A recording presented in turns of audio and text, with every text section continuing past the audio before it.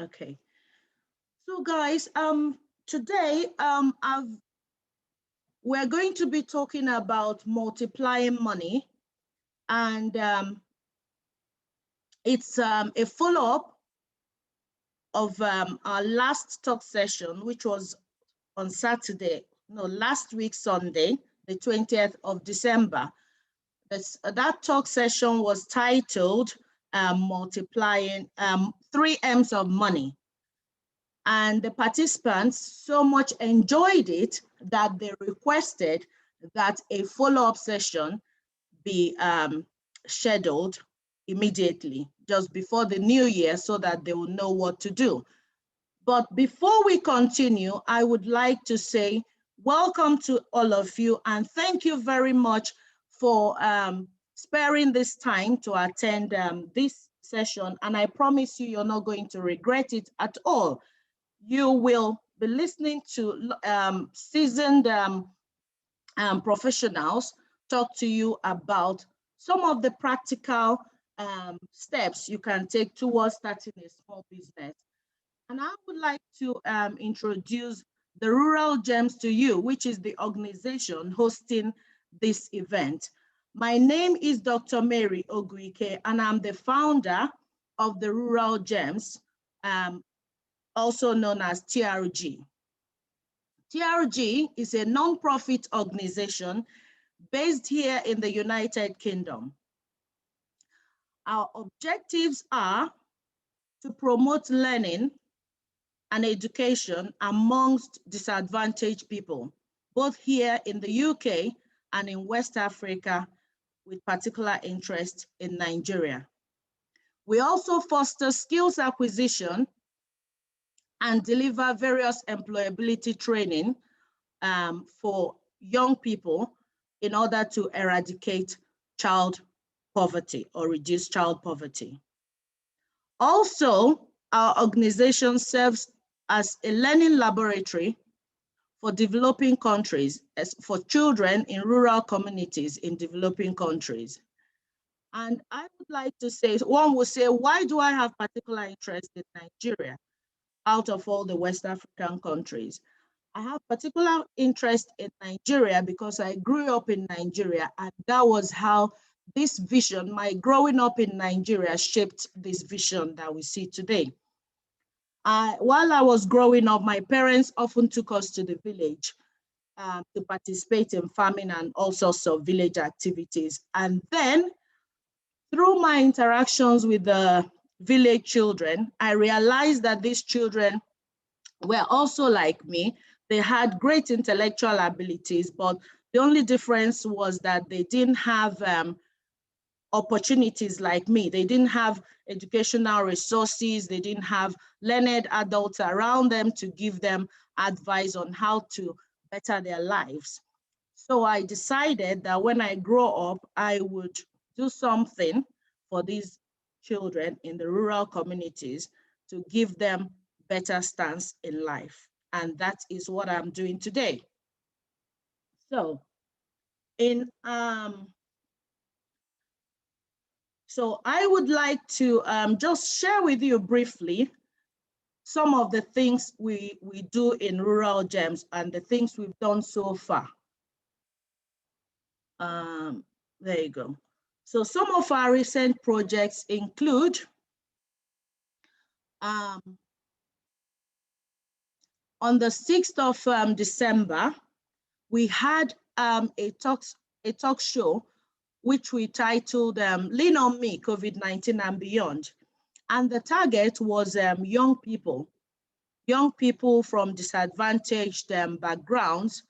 And we had them from all across London, or all across United Kingdom, and children from primary school, secondary school, universities came on the platform to talk to us about their good and bad experiences during the lockdown, how COVID-19 had impacted them positively and negatively. And then we came up with some of the strategies you can see on the screen on how to support them better. And one of the things we highlighted, one of the key things was mentorship, that our young people need mentors. Moving on, we also decided during that meeting that we will use those children as Rural Gems ambassadors. Sorry. That we will use those children as Rural Gems ambassadors so that they will be the ones representing the organization in all programs targeting young people. Recently, on the 17th of December, we also opened another library, the second Rural Gems Library in Rivers State, Nigeria. And as you can see, that's my representative there opening the library, and children already trooping into the library and enjoying the facilities.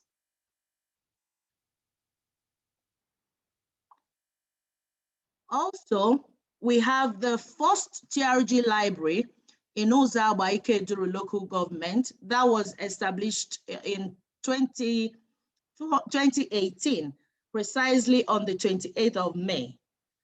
That library was set up in my village. Obviously, they say that charity begins at home. So this is the first TRG library. And as you can see, the children are there reading. That's me there on the mat reading with them. And that is a core member in Nigeria. When you graduate from the university, you're usually meant to serve the nation for 1 year. So we partner with the organization that deploys those core members to organizations, and they send us core members because this allows us to cut down on the cost of paying staff to manage the library. So that's a core member teaching young people how to use the computer, and that is free of charge. And then these are a stack of books here in my house, ready to be shipped to Nigeria. We do this now and then, shipping books and computers, then educational toys to Nigeria to equip those libraries. And so far, your kind donations have helped us, and we would also like to see more people come on board to make donations towards the shipment of these products. Also, on the 19th of December, we had our Meal on Me program where we went out to the communities, especially in the Southeast London, to feed the disadvantaged people. So we partnered with organizations that are already working with disadvantaged people, such as one of such organizations is the Father's Arm. Father's Arm is an organization under a church that had been feeding disadvantaged people in the community for over 5 years now. So they had hampers, Christmas hampers, as you can see here, that they wanted to give out to people. And then we leveraged on their own program to put in our bowls of jollof rice with fried plantain and boiled egg here into their hampers. And that was how we partnered with that organization. They are located on Titmoss Avenue in Thamesmead, Southeast London. And then we also partnered with another charity, the World of Hope. The CEO is this lady standing here, Miss Florence, and she usually goes around in the community, giving food to these people, and she runs a food bank in her home now that COVID-19 has made them to shut down the council halls that they were using before. So that's it on Meal on Me, and with you, our partners, we were able to achieve that. Thank you very much. Moving on, and this was the 3 M's of money that we had last week Sunday that led to this program today. So we had 3 M's of money: M, make, manage, and multiply. So we talked about the make and manage, and when we got to the multiply, several discussions were stirred up and people were asking questions. They wanted to go deeper, but we couldn't keep them longer. And they decided there and then that they wanted to have more. And that is why we have you here today to listen to more about multiplying money. So thank you guys for listening. And without wasting much time, I would like to invite our speaker, who is a seasoned entrepreneur, a finance strategist, a management consultant, and an entrepreneur by name Shewa Adeniji. I promise you guys, just sit tight, relax with your cup of water or drink or wine or whatever, because this lady is loaded. I guarantee you, you will not regret coming on this platform today. So over to you, Sister Shewa. Just unmuting you. Oopsie.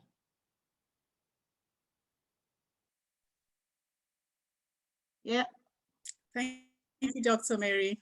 Hello, everyone. Thanks for having me again. I'm so happy to be here. I've been looking forward to read all week. And the time has finally arrived. Hope we all had a wonderful Christmas, and I'm looking forward to a prosperous new year. Well, not to waste much of our time, we'll be talking about multiplying money. How do we multiply money? Yes, on the invite, we promised to look into 20 plus ways of multiplying money. And that's what we're going to do. I've looked around the room and I've spotted Dio. So Dio, welcome, because you'll be talking to us about a few of the ways you multiply your money. And I think stocks and shares seem to be one of them. Am I right, Dio? Dio, can you yes, indeed. unmute yourself? Can you hear me? Excellent. So start getting ready. You'll be talking to us on how you've dealt with stocks and shares, or stocks and shares, since you started. So please get ready. And now I'm going to call on Chika. Chika briefed us last time on the business she started during this COVID period, the lockdown. So we want her to expatiate on that a bit. We're giving her 10 minutes to do that, just to go straight to the point, the business and where you are at with the business as we speak. Over to you, Chika. Thank you, Shewa, and thank you, Dr. Mary. Today, really, what I want to do is just give you a brief run through of my experience of starting the business. I mean, last week I talked you through about how I started it at the beginning of this year and how the idea came about. I have a full-time job, but this year I really was on a journey to try to increase my financial literacy. And I was particularly struck with the idea of having multiple streams of income. So they say that the idea is to have money work for you rather than you working for money. The rich in particular have really mastered this concept, and they are able to make money, retain it, and multiply it. Whereas the poor make money but tend to spend most of it. So I started, so when I started making the products, the hair care, body care products that I use for myself, it was then quite an organic process of trying to convert that passion into a business. And so therefore, that is how the business itself came about. Now it's still a very young business and it is growing. They say, if you're starting a business, you should learn as much as you can about the business. Do your research. Align yourself with like-minded people people who are on the same journey as you. Find a mentor, find somebody who perhaps is on the same journey so that they can keep you honest. They can sort of keep you accountable to what you set out to do. I have a very good friend who also started a business around about the same time. So we tend to egg each other on and encourage each other. And in fact, she was the one that said to me, Chika, stop waiting for it to be perfect. Just get your product out there, get people to know it. And she pushed me to sort of almost do the launch. The important thing is to key into the possibility of starting something. And the fact that you're here means that you're already on that process. You've made a start. Shawa is going to talk to you about all these wonderful ideas, possibilities. I've got my pen and I'll be writing down myself. There might be something that resonates with you. Key into something, write it down. You must write it down and start to research that idea. Do as much as finding out as you can. As I said, seek out people, learn as much as you can from those people who have gone before you so that you're not making the same mistakes that they made. At last week's meeting, Shewa spoke about the 3 M's of money: making money, managing, and multiplying. In terms of me, how did I start? She talked about making. Is there any sum of money that comes into your hands? You make it your stipend at the end of the month. That it's in your hands and you're able to control what happens to that money. Then how do you manage it? And then how do you multiply it? Because in the process of multiplying, you're able to sort of then maybe, in the process of managing, you can multiply. And then, it sort of gives you a springboard to continue the multiplying process. They talk about, that money that comes into your hand, there are some sort of basic concepts of how you manage it. They say a percentage of it, first thing you should do is pay yourself. Pay yourself. It's a very simple concept, but one that usually just flies over our heads, and one that, is very simple not to do. Pay yourself, take out a percentage, 10%, whatever, and keep it aside, because that money is going to come in handy when an opportunity comes your way and you go, oh, I have a little nest egg and I can actually use that for that opportunity that I've come across. And then another percentage of your stipend should be used for active investment. And those that talk about shares, stocks, property investment, whatever, that is what you can use the other percentage for. It's quite important. That is multiplying your money, making your money work for you even while you're sleeping. And then another percentage should really go into something, charities, youth fights, etc. They say often that what you give, you receive.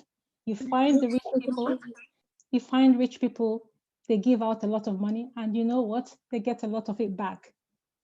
If you want a smile, you smile at somebody and you get a smile back. It's quite simple. It's one of those, universal laws. So, and then just one tip, Moneybox is an app which I use personally. It's a very sort of soft way to sort of dip your toes into investments.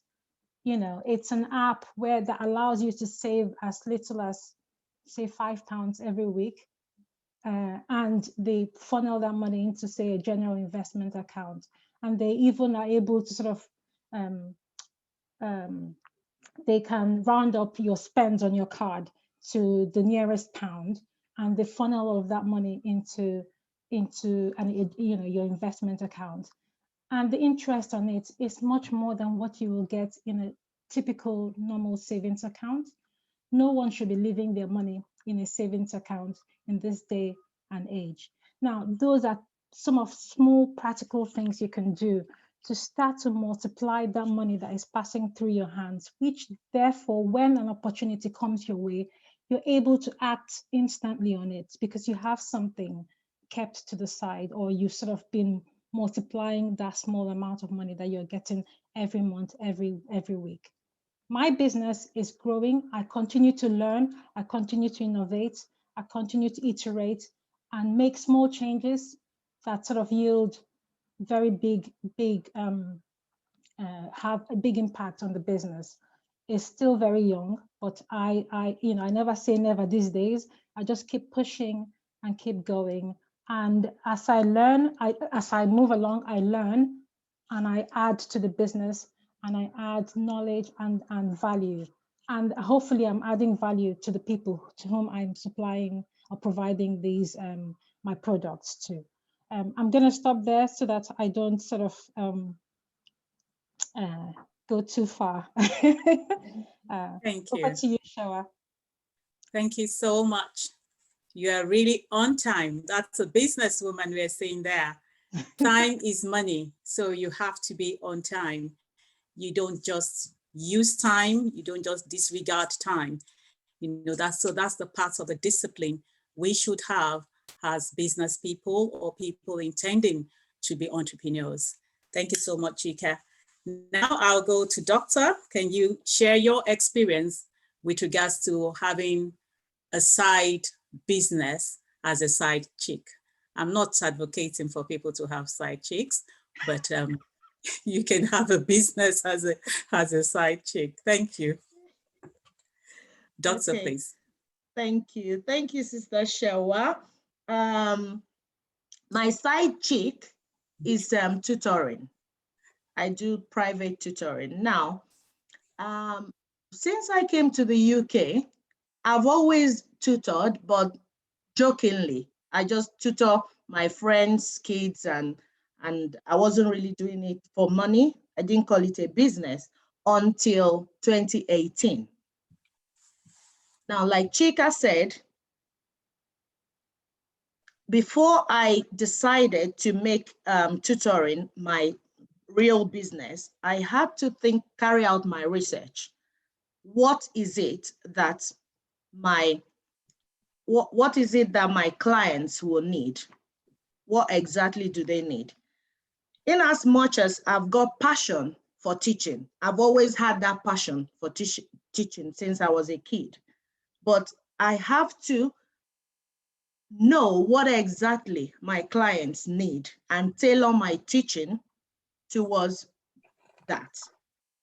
So I had been a research scientist for about 15 years. I was at the London School before I resigned in 2017 to actualize this vision. And then I went into secondary school education to become a science teacher. So knowing the national curriculum, knowing the exam boards, knowing what each of them entails.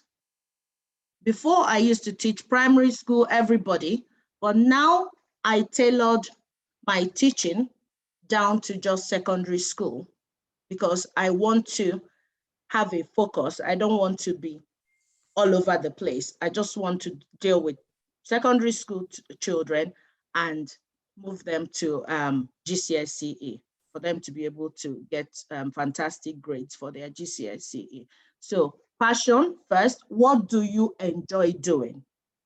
What do you like doing? I like teaching, so my business is around teaching. Now, after carrying out my research, I decided that it will be one-to-one. One-to-one, meaning that I know the child very well and I have to do my teaching based on the child's ability. Okay, so I don't teach more than one person per time. So that's my own way of doing it. Now, another thing I have done is we're talking about COVID-19. Before, these children used to come to me face to face. And in March, when the announcement was made about lockdown, I just said to myself, you know what, I'm not doing, if people are not coming to my house, then I'm not going to do any teaching again.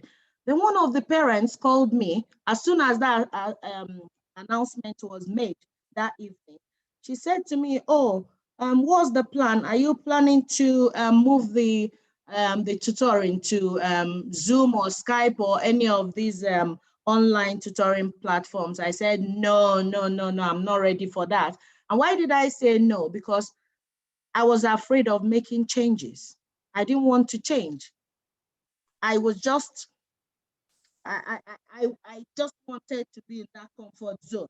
So after a while, I had to give it a rethink. After 2 days, I said, oh, hang on a minute. I could try this with one of the students.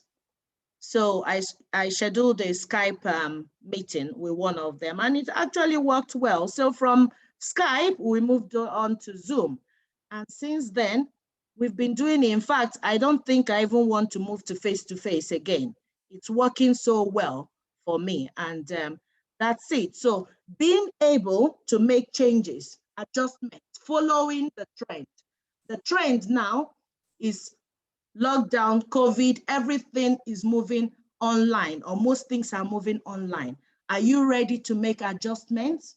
You must be able to flow with the trend of things. So that's my take on that aspect of my business, the online tutoring. Now, coming to this organization, it's not a business, so to speak, because it's a non-profit organization, and what we do is impacting lives. Our joy or our profit is really seeing people, seeing the changes or the differences made in people's lives. What will be the outcome of this meeting?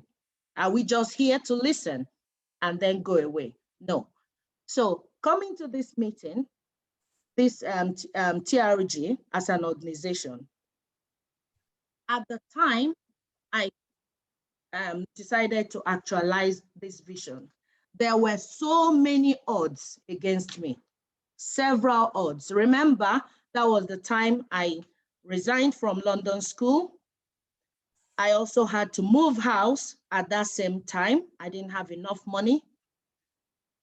There was no person actually on ground in Nigeria willing to help me with setting up the library.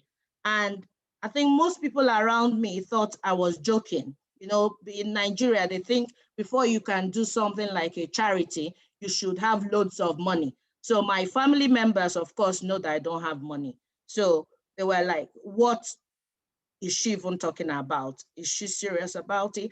But what was driving me was my passion. So when you have passion for something, irrespective of the odds, you just keep going. You just keep going. All you need to do is do your research, identify, like Chika said, identify like-minded people, somebody you can talk to that will encourage you, like-minded people. So after setting up the first library, I then came back to set up a board of trustees for the organization. And so far, those have been the people shaping the organization and my vision to bring it to what it is today. So I think that's about it really from me. Thank you very much. Over to you, Shawa.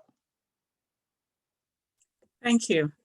Well, I welcome every other person just joining us. I could see a number of people just joined.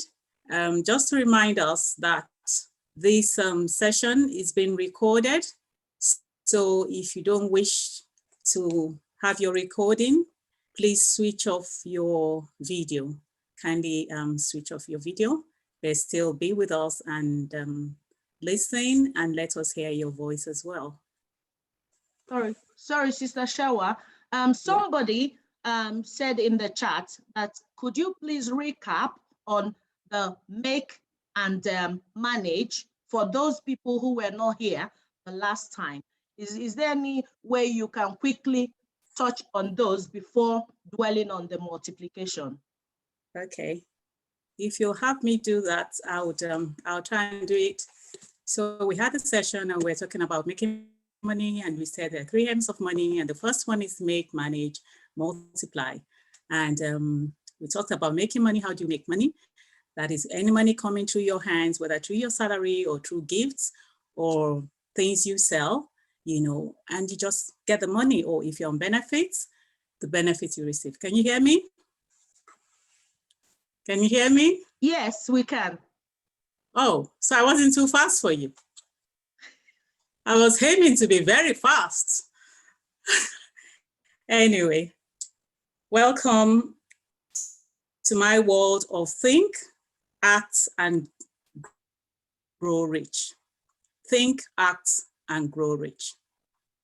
The last time, a quick recap, we talked about the 3 M's of money. The first M is make. How do you make money? And to be as simple as possible, the way we interpreted that word make is the money coming through your hands. We regard those money as money you've made. Whichever way it's coming, either through your hand income, either through gifts, either through your benefits, if you're on benefits, the money that government will give you if you qualify, those are money coming through your hands. Even young people, maybe an uncle gives you money, that is money coming through your hands. So you've made that money. It's your money, you can decide whatever you want to with that money. It could even be a Christmas gift. This Christmas, a number of us didn't bother to buy gifts for our 18-year-old because where I stand, I will always get it wrong. So I don't even bother myself to buy gifts for my older children. I'll rather give them money and they go and buy whatever they want. So money given as gifts through this season or birthday gifts, it's money you've made in the sense of in which we're using the word make. Then we moved on to manage. Managing money is that you don't spend everything. Yes, we know that from your salary, you have to pay your mortgage, you have to pay your rent. Definitely, you have to pay for transport, for your phone and all that. But there should be something left. If you make £1,000 in a year, in a month, and after spending all you need to spend and you could not retain anything, you've done gross injustice to yourself financially. You should be able to retain something. And I even brought it down to as little as £100. Can you say in a month you were able to retain £100 through the way you managed the money you made? Can we see the link now? You make, you manage it, you retain something, and it is that amount that you retained that you can multiply. So that was what brought us to today's discourse on multiplying money. Am I up to speed now? Yes. Good. So we're now talking about multiplying money. So that's the little you were able to keep, the little you were able to save based on, regardless of the challenges. We explore the idea of calls from home, saying we need this, we need that. And we concluded that you can't satisfy everybody. You can't satisfy. There will be a time you will tell them, sorry, I cannot spend this money at this time. And it's because you want to invest that money. Because even in my personal life, I discipline myself. So it's not that I'm being hateful by telling somebody back home that, oh, you needed £20, but I can only give you £10. I'm not being hateful, because even as far as I deal with myself financially, there are times I tell myself, you can't have that. You can't touch that, and that's it. And because I know I want to invest the money, not that I will say I denied myself of A and go and buy B. No, I want to invest because I want to turn the money around so that give it a few months, give it a few years, I'm now eating from my excess, from my surplus.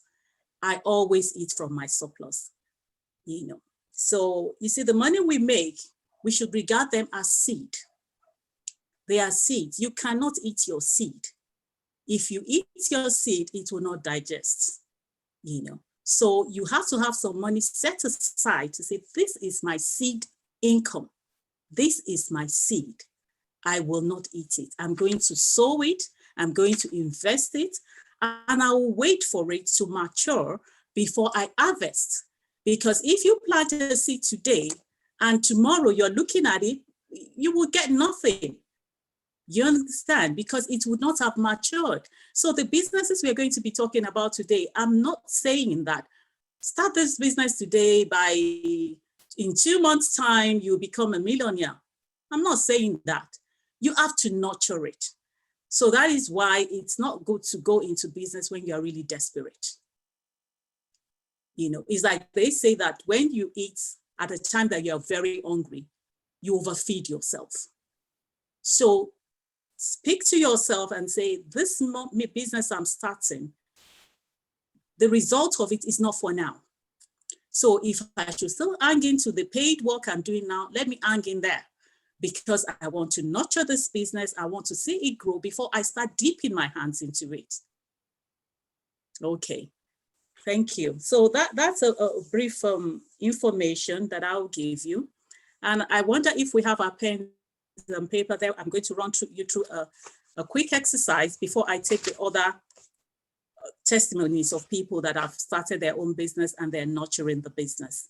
We've taken 2 already, and we're going to 20 plus. So the first 2 we've taken is from Chika. She does a cosmetic business that she has started. And from Mary, tutoring.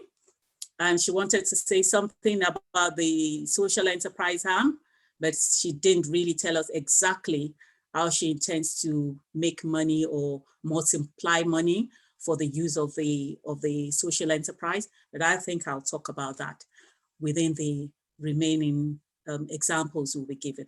We want them to be as practical as possible, as down to earth as possible. They want it to be businesses that you can start tomorrow, you know, at least start the idea, you know, start putting the ideas together. Okay, so if you have your pen and paper, I'm going to briefly talk to you about double vision concept. I smile, I almost laugh whenever I talk about this because it's my baby.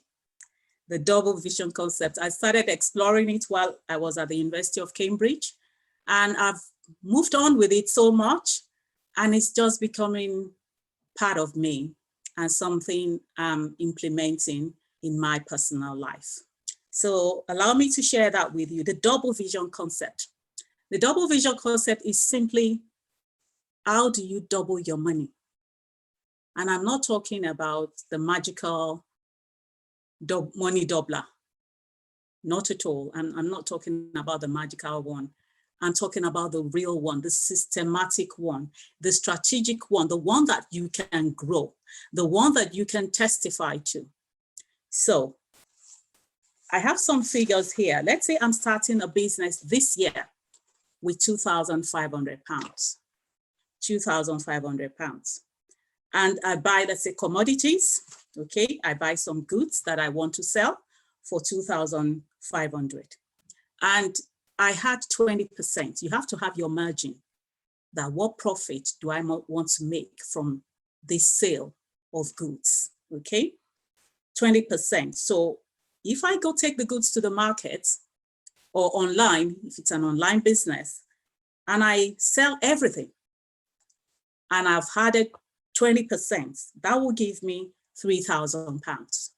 So my 2,000, the first journey, my 2,005, I bought the items with them and I sold, adding 20%, okay? It becomes 3,000.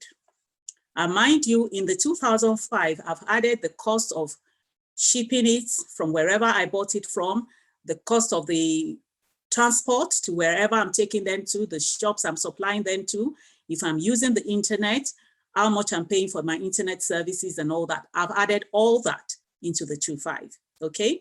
So it now gave me 500 profit. So it became £3,000. And I banked the 500. That's first journey. And that first journey can take me 3 months. It can take me 6 months, okay? So that's the first journey. Even if it takes me 1 year, you know, remember, I'm ready to do it in a systematic way. I'm not in a hurry to start eating my seed that has not developed, okay, in the ground. Okay, 2005 will give me 3,000. I say 500. That's journey 1, first journey. I go back to the market again, buy the same because it's working. Why change at this point? It's working. Okay, if it's cosmetics, I'm going back to buy the same cosmetics. Is working. Okay, I buy 2005, sell it again, 3,000, it generates 3,000, I bank 500, okay? Then the third journey, I take 2,005 again to the market, sell it again, 3,000 pounds, okay? And now I want to increase because my customers are increasing. My presence in the market is increasing. People are telling others, oh, that product is good, is of good quality, the price is right. Remember the point, good quality products, the right price, and you're getting clients, okay? You're getting customers. So this time I now want to increase it because there's more demand after 3 journeys. And that journey could be a year, could be 6 months, but after 3 journeys of selling the whole thing. Then I had, you know, I've said 500, 500, that's 1,000. Eh? I now had that 1,000 to the 3,000 pounds, making 4,000 pounds. Do we get that? Do we get that? So I'm now taking 4,000 to the market. So I buy 4,000 worth of goods, still the same 20%. I'm now making 4,008. I bank 800. The 5th journey, take 4,000 back again, make 4,008, bank 800. The 6th journey, take 4,000 pounds, make 4,008. At the 6th journey, if you calculated all the money in my hands now, it would be 6,400. And I started with 2,005. That is more than double. Hence the reason for the double vision concept. It works. It takes a lot of discipline because I was able to discipline myself and delay my gratification by not spending the money, but adding it all up until it becomes very substantial. And my business is growing. And at this point, I can start taking something for myself. And still the business is growing. And I have more than doubled the money I started with. Thank you. So that is the initial basis for the multiplication. It will always add more to it as you're persistent, as you're resilient with the business, because I tell you, there'll be challenges. Like if your business was such that you were running from a particular venue and they've had to close the venues because of COVID-19, and maybe you have to be delivering to the homes, that is something you need to work around. So there'll be challenges. It's not at that time that you throw in the towel and think, oh, this business is gone. But you can work it out. You can work around it and make something out of nothing. Okay. And if we're talking to ourselves now, most of the people on this platform, they're not younger than people that should have even be thinking of, oh, it's now to relax and the money just coming in now. So you can't tell me it's too early for you to start. You can't say it's too early for, if at all, in as much as I wouldn't want you to give up and say, oh, it's too late, I'm too old, but start now. It's just about the right time for you to start, you know. And just as in secular world, they would say, make hay while the sun shines. Now you still got the energy, you still got your brain to think about what you want to do. So it's just the right time, okay? Now I'm going to call on Titi, that is Mrs. Durojaye, to talk to us about our own business. Just a brief chat about our own business. So that's the third business idea that we'll be taking now. Titi, please.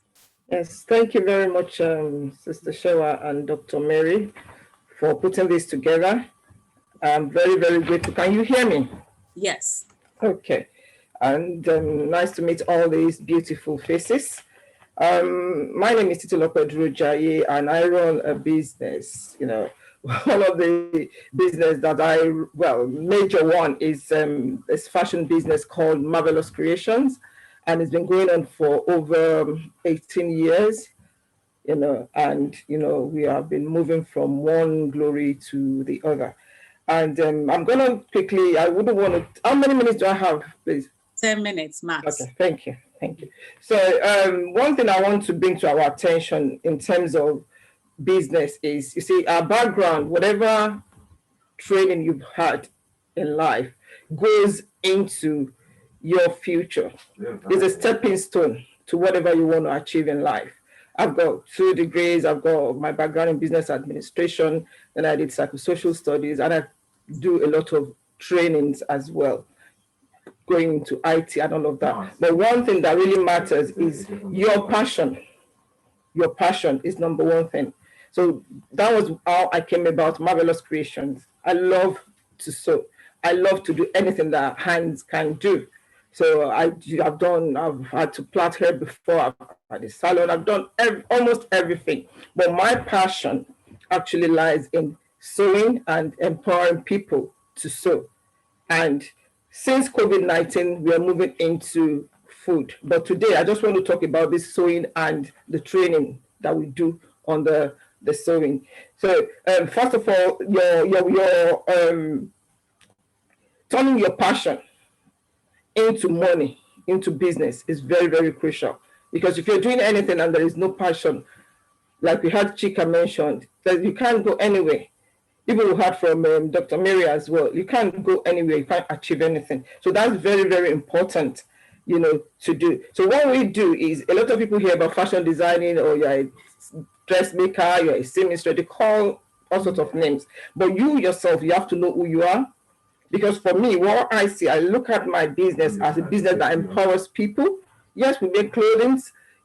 I've got a slide that I prepared, but I'll skip that for another time.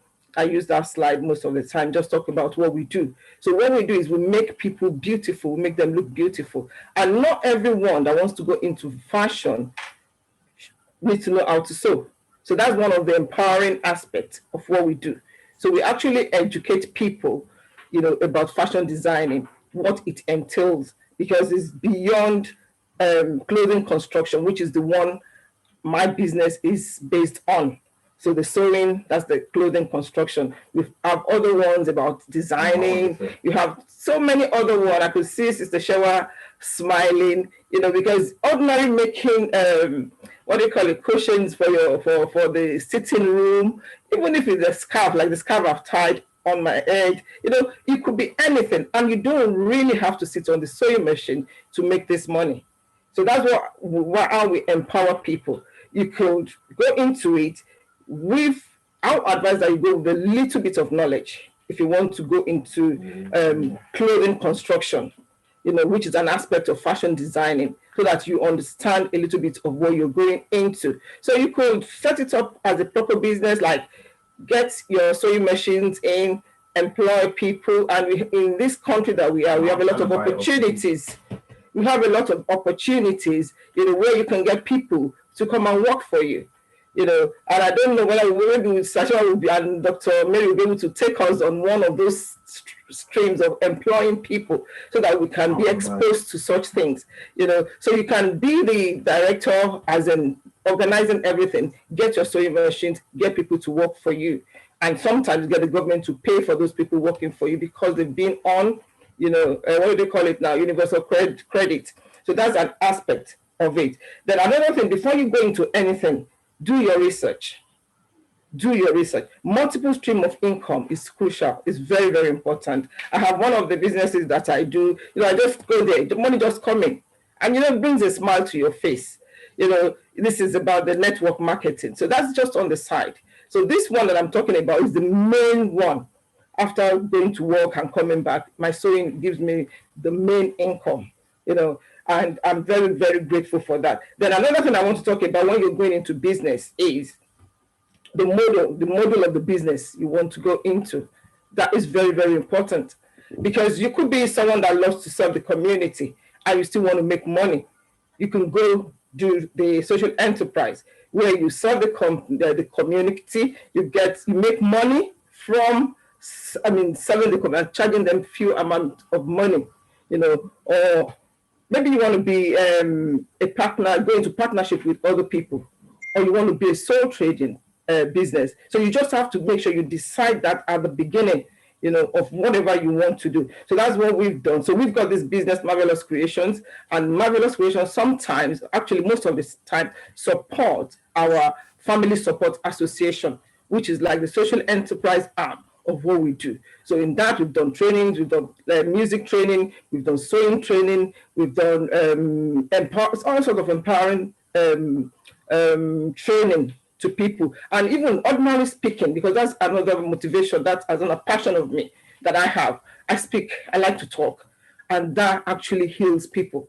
So that is, I think someone just talking, but it helps once you ask for the insight, into what the need of the people that you're talking to actually is. So those are the things that Marvelous Creations spent some of our savings on, empowering people in the community and actually giving back into the community. There's so much to talk about when it comes to multiplying your income, really. Because if one thing I've been able to gather, because I missed the last one, the first one, is the fact that yes, if you do not save this money, honestly speaking, it will go. Yeah, it will go.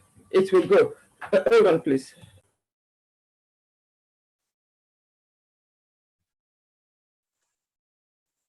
Okay, so sorry about that. Yes, so you will do beg your pardon. So if you don't save your money, you will not have anything to fall back on. Okay, and that's the starting point. With enough money in your pocket, you'll be able to achieve a lot. Yes, so yes, that's about it. That's what I'm going to talk about today. Yes, thank you. Okay, thank you so much.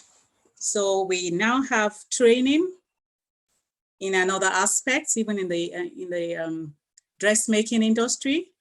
You can be producing it yourself, sewing clothing for people, and as well training other people.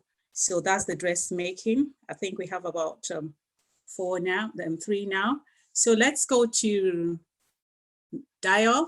Dio, please tell us a bit about the stocks and shares. Thank you. Good afternoon, everyone. Can you hear me? Yes. Okay, my name is Dayo. Just let me start with a disclaimer. I'm not a financial expert. Shewa dragged me into this. So I actually work in the IT industry. I'm an information security professional. I work in the city. So I'm not a financial expert. So some of the things I'm going to be sharing with you, they are not things I've read in a book, but there are things I found out myself. Okay, I'm somebody that really observe things, and you understudy things, you look at the way things are going. My parent has been in this country for 30 years, and this is my 12th year in the UK. So one of the things that led me to start doing my studies is the fact that I looked at people around me, people that I met in this country, what my parents have been doing, how they've raised us, and then to look at what they've done, what have they done right, what are the things that I think they should have done better, how can I improve on that. So these are the things that made me to start doing my own study. So like I said, some of the things I'm going to be sharing with you, I'm not a financial expert. And if you have questions, you can disprove what I'm going to be saying. You can, if you think you have a better idea, you can bring it up.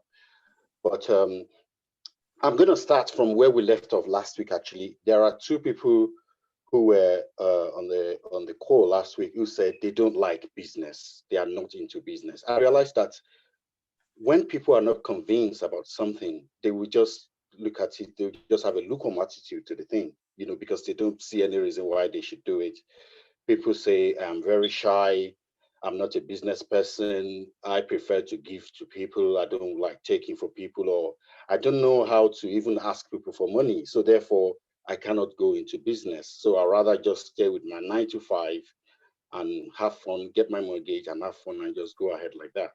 So I'm going to start with giving you, although I've been asked to talk about shares, stocks and shares, why I felt it's important for me to start from this point. I'm going to give you 4 reasons why you need to go into business. So I'll start with what is the marketplace and why do I need to be part of it in the first case? What is the marketplace? You know, if you walk down your street right now, maybe 5-10 minutes, you can walk down your street. You're not going to see anything. Maybe you can see 1 or 2 people just crossing the road, cars, and that's it. But unknowingly to you, by the time you walk down your street and come back, on that your street alone, £10,000 could have exchanged hands. On that your street, somebody has bought something, somebody has paid for something, something has happened, £10,000 or more could have exchanged hands, and then you just go back to your house, just thinking, well, everything is just normal. It's a normal day, nothing is going on. Unknowingly to you, the market is on. Okay, so I see the marketplace as an invisible thing. It's not a physical. It's not physical. So the marketplace is not something you can actually see. It's invisible. So if you are not participating in the market, you cannot profit from it. That's your number one reason why you need to go into business. If you are not participating in the market, you cannot profit from it. I try to paint this picture. As you know, the world economy is growing. The GDP of the country where you reside is growing. Everything is growing. If you go and check the GDP of the United Kingdom 30 years ago when my parents came into this country, it's not the same. It has grown. The economy has grown. You see on daily basis, you see figures scrolling down the TVs. They tell you, oh, this is the figures today from the stock exchange. This is that is that.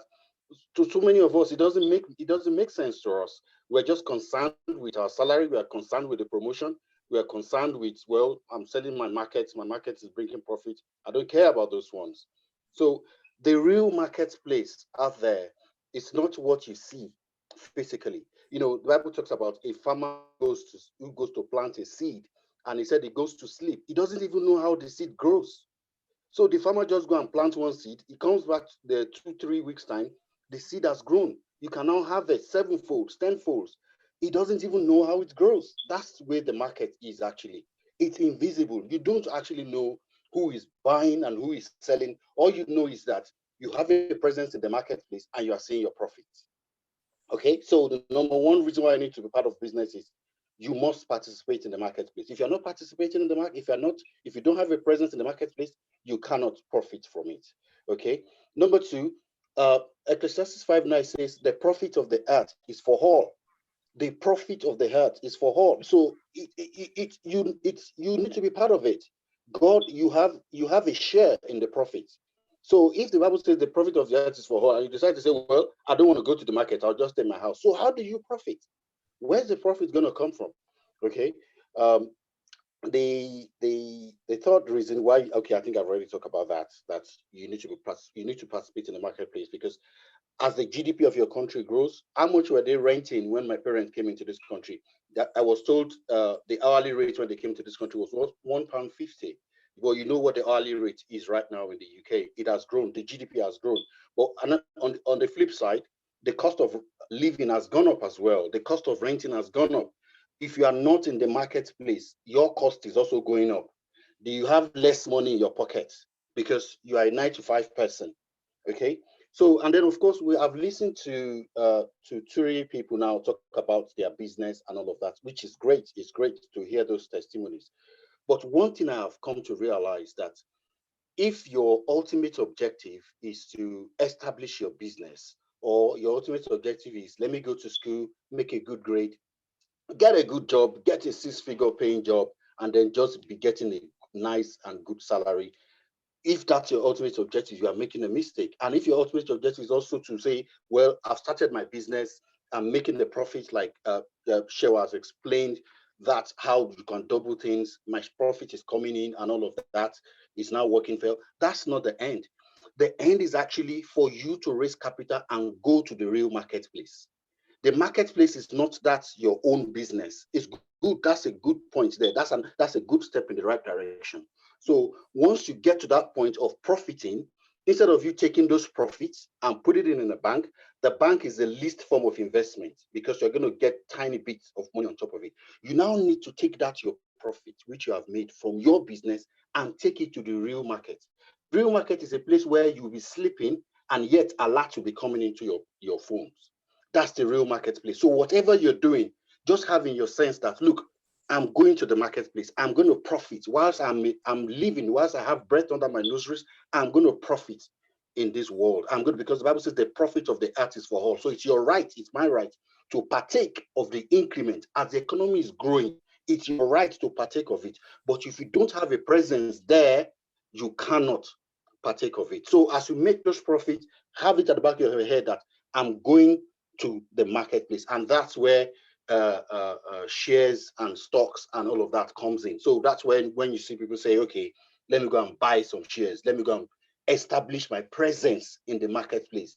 And before you can even go down that route at all, because of our time, I know I'm asked to talk about shares, but these things I'm saying is very important, because before you even attempt to go there to the marketplace, the other thing that everybody has talked about, which I've been trying to note down, is knowledge.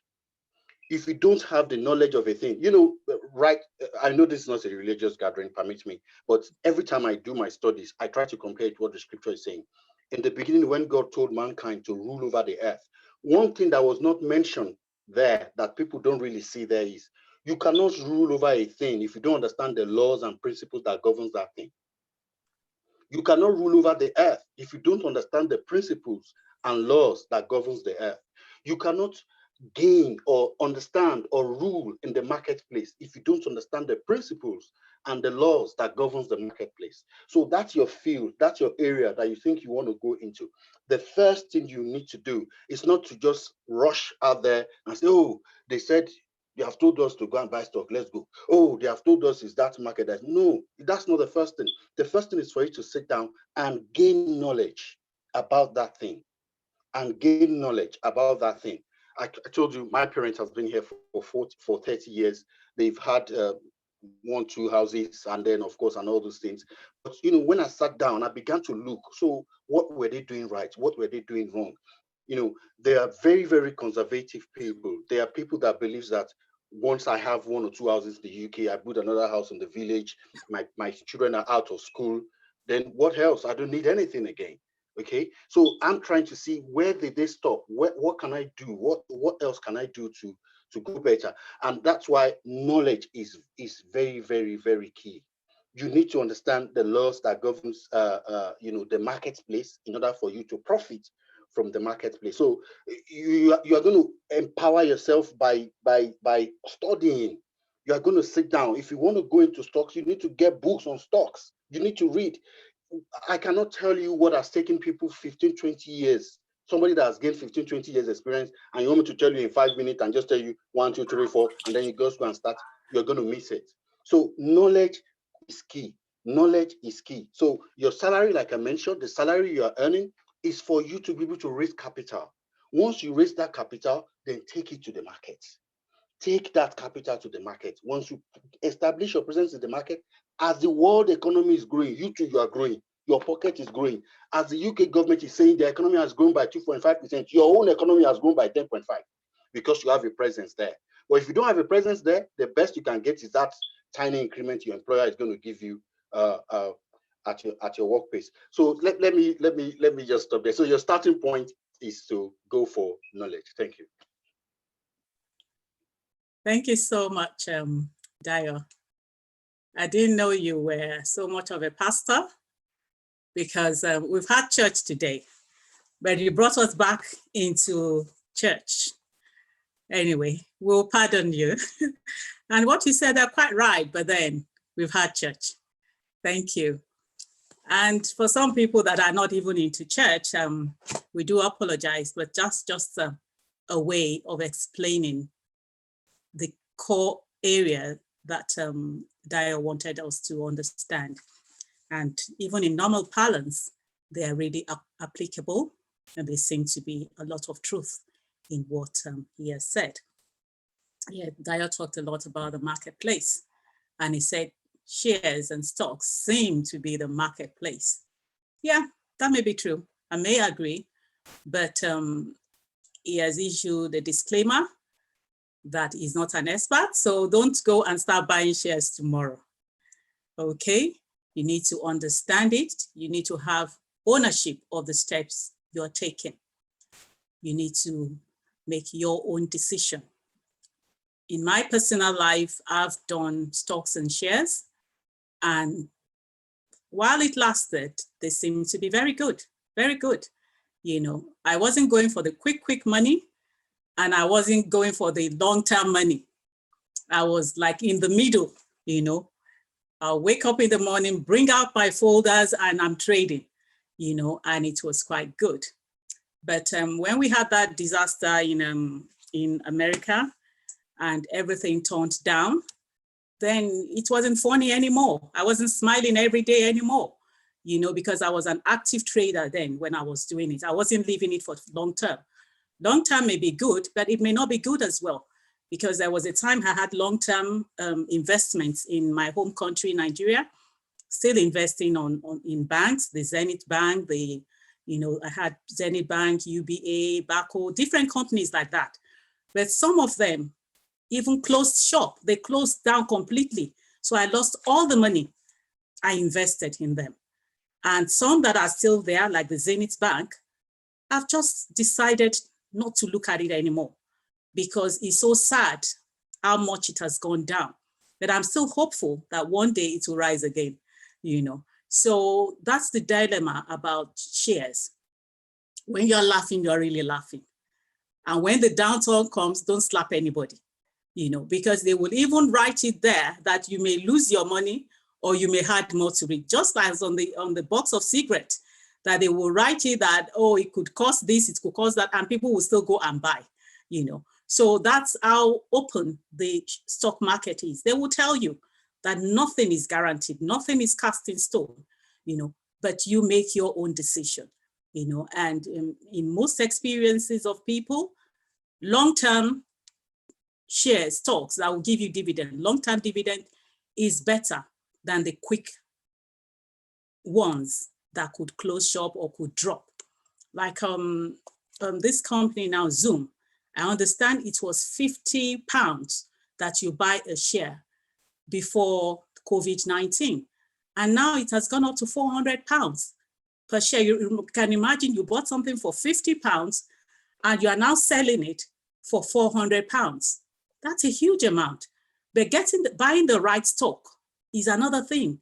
If you bought Zoom, if you bought the shares of Zoom, you'll be laughing now if you bought it then. But if it's another company that is collapsing because of the same COVID-19, you won't be laughing. So it's a choice you have to make, okay? But now we move on to the small businesses I'm about to share with you, because I know most of us on this platform were just about starting, and some they've started already and they're trying to grow it. And some of us, we have a lot of money in our hands. And we would like to say that you diversify your income. Let your income be coming from different directions, multiple streams of income, okay? Like they would say that it's not good to put all your eggs in the same basket, okay? So I've learned to diversify my income, okay? So you may decide to diversify. And one thing I'll tell my clients is don't go and rush into giving up your paid employment, okay? If you can still hang in there, because at least it's still paying your bills, it's still paying all that. But you are the one to now sacrifice a bit more of your time into growing this business of yours, okay? Yes, I agree, it should be, the idea of the business should be something you're passionate about. But passion doesn't bring food on the table. Passion doesn't bring money into your pocket. So though you are passionate about it, be sure that it will sell. Be sure there is the need for that product or that service, and it will sell, okay? Because if I'm passionate about what now? If I'm passionate about dancing in the park, and that's the business I want to set up, dancing in the park, fine. But the business could go down, especially because of COVID-19, because how many people are in the park? to come and pay for me to dance and how I earn money. So you have to know that you are into it, not just out of passion, but will it sell? There could be 20 things you're passionate about, but maybe just one of those things you are sure would generate money for you. So the choice element is there, not just the passion. The passion is needed because initially the money may not be coming in. It may just be you are the one putting so much of your sweat equity into the business. But because it's your passion, you're okay to go with it. There's some businesses I run, not because I'm going to get paid, it's just because I enjoy doing it, you know. But when we talk about a business in this context, we are talking not about charity, but business that will bring in money. Don't forget the money, multiplying money, not multiplying effort, is multiplying money. Yes, the effort is needed, but at the bottom line is that you are getting money in. Okay, because of time, I need to speed up things now.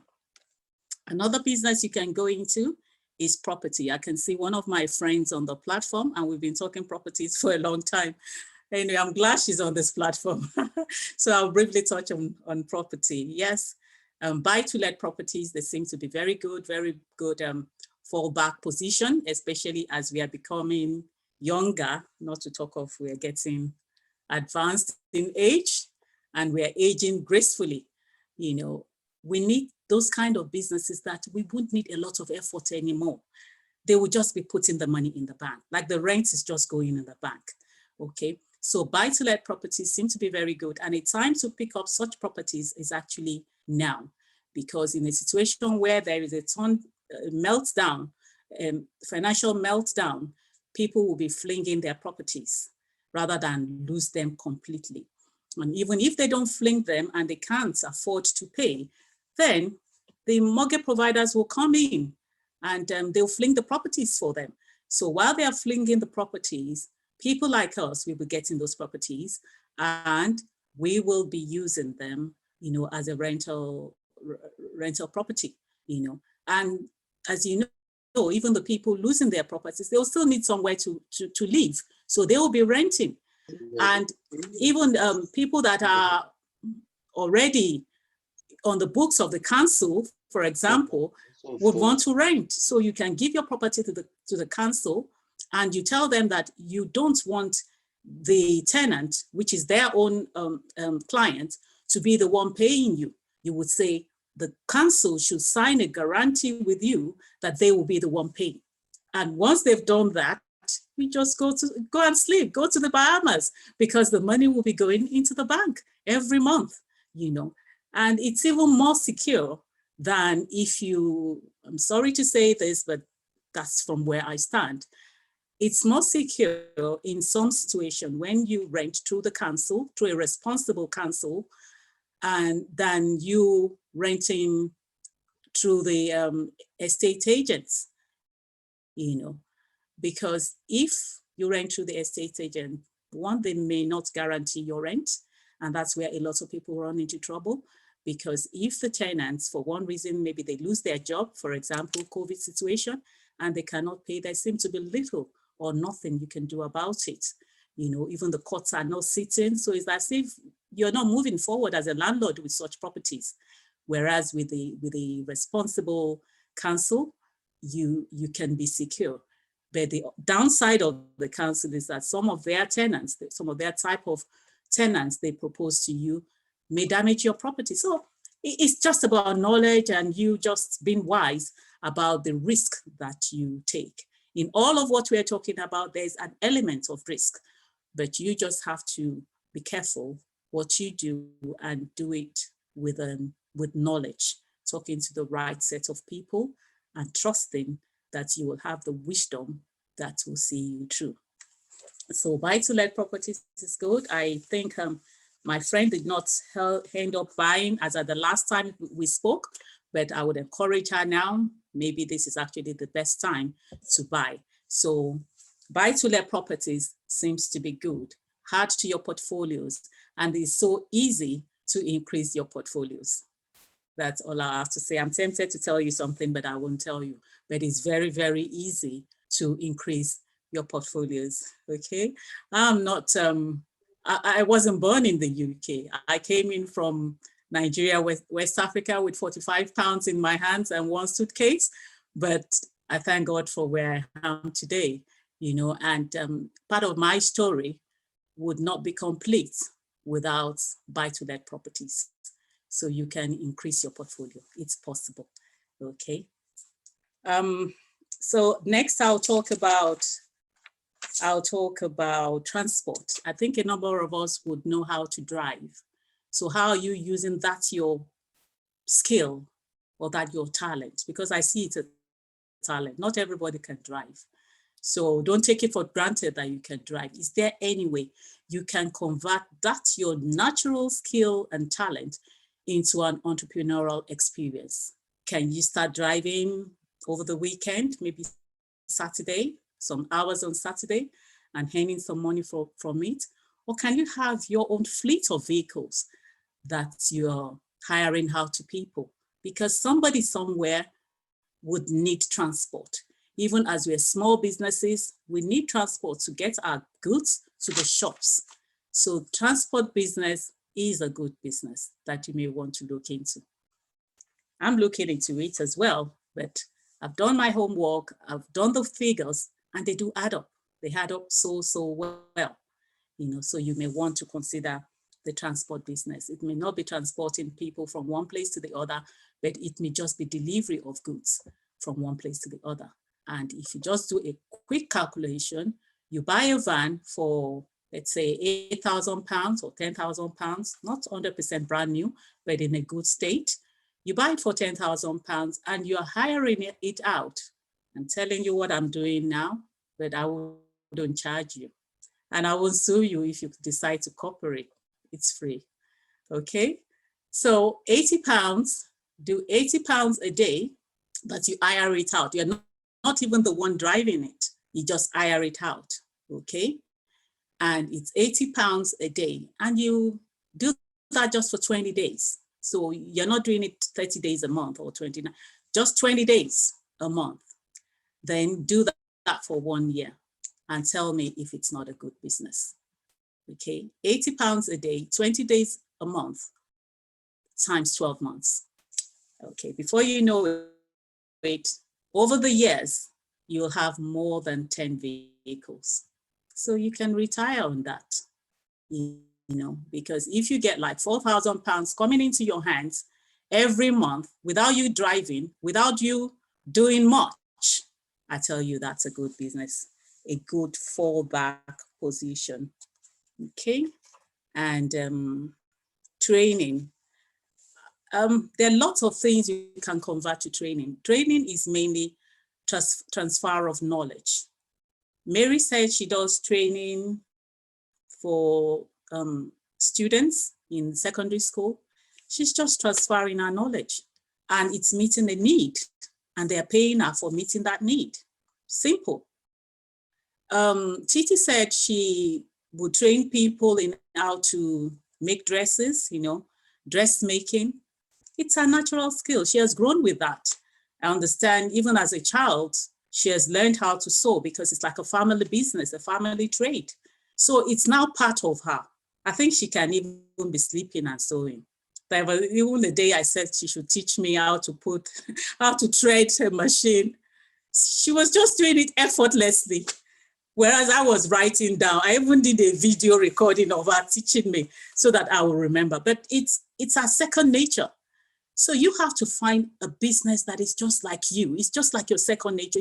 It's something you can do effortlessly, you know. For me, talking is my second nature, you know. Even as a child, they knew that my parents used to say that it's either I'm a teacher in a secondary school or I'm a lawyer. They predicted those because I will talk them to being tired. You know, I will ask questions and talk. I will say they should sit down. I'll do a debate in front of them, you know. And in my school as well, secondary school, I'm a member of the Literary and Debating Society. So that has been my second nature. So when I now became a lawyer, graduated as a lawyer, it wasn't a surprise to anybody, you know. So when you're choosing your business, choose something that is just like your second nature. Do you love cooking?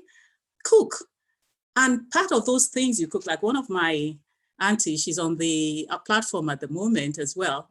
She has grandchildren and all through this COVID situation, she's been cooking. She told me yesterday that the amount of food she had cooked during this lockdown is more than what she has done in years, you know. So I was now encouraging her, in all this cooking, can you get something, can you get a recipe that you can now package and start selling, you know? So people get things produced through things in their environment, through things they enjoy, through things they use, you know, and could benefit other people. You have to be sure there is a need for it. Don't just say, oh, I really like my pounded yam. My pounded yam is wonderful. And you want to pack pounded yam in the UK. I think you'll be on your own, you know. You will have a few customers, but we are not talking about a few customers. We're talking about a lot of customers, you know. So you have to make the right choice of the product. So are we counting? How many now? Is this just 6 or? I think this is the 7th one. 7. Okay, is this the 7th? Yeah, 7. 7, okay. So 7th is about my own trading business, okay? So because I enjoy talking, training seems to be a business I will enjoy. So I will train people in how to develop their own business, and the local authority, the council, the job centers will refer people to me. And it's not free, because for each person they refer, they will pay me. There was even one contract I got at a time at London Bridge that they will pay me £1,000 per person to train them on how they can start their own business, because they're on benefit. And that seemed to be a bit of a burden to the government. So they would rather pay somebody £1,000 to teach one person, and at the end of the day, they start their own business. So the government have saved themselves money. What is £1,000 compared with what they will be given an unemployed person? Do you get where I'm coming from? They can give me £1,000, and maybe in that 3 months, the person starts their own small business. That is a win situation for the person, a win situation for me, a win situation for the government. Because in 3 months, they would have even paid the person more than £1,000. Whereas with the business the person had started, when the business increases, they will start paying some money to the government as tax. That is if the business increases, which that is what the person would want anyway, you know. So by the time I have 10 people in my class, you know, going through that training, that's £10,000 banked. I live outside London. I got the contract in London. The way I used to fly from here to London, you will think I'm just going to my back garden, because the price is right, the money is good. So even in doing your training, you have to choose the right type of training and your clients. At the moment, I'm adding on a training in coaching and mentoring for young people, because I sense that in the year 2021, there will be a lot of contracts coming up for people that could coach and mentor young people, because they are really affected by this COVID situation, COVID-19 situation. So already I'm positioning myself with that training and that volunteering experience I'm going into, so that when such contracts arise in 2021, I'm ready for it. And that will be good money coming in. So when we are talking about starting your business, it's not only about goods, but it could be services. Are there services you could render? You know, maybe weekends, maybe in the evenings, maybe twice a month, that will give you good money. And that will be your fallback investment money, while your main job you're doing now is covering all your regular expenses. So when I started that business, I don't think I needed more than £100 to start that my training, because I already had a laptop then. So, and I had my phone. So that £100 would just be for my initial transport from where I live to where I'm going to deliver the training, until the end of the first month when I'll be paid my money. So even if you're telling me today you don't have a lot of savings, £100 could do. Okay, so that's a training business. There isn't much investment, especially if you have that training already, if you have that knowledge that you want to pass on. Okay, but even with this coaching and mentoring, I think the whole cost for me coming from my hands will not be more than £100 for me to have the required certification to be a coach or a mentor. And that's it. Okay, so that's the training element, and that's number 7. And we go to the food processing and packaging. If you're thinking of the food industry, one thing the COVID-19 situation has taught me is that some other things, businesses may be badly affected, like the clothing industry. I think they are badly affected, because how many clothes have you bought since March? Because where are you going that you will need those clothing? So the clothing industry, I think, have been badly affected. Even the cosmetics industry, though no disregard for for Chika that is just starting a cosmetic business. But I'm just saying, in a COVID situation, businesses like Mary Kay would have dipped a bit, because not many people are buying cosmetics because people are just concerned and they're not going out, so they may not be using so much makeup as they would normally, But the food industry seems to be quite stable, even at a time.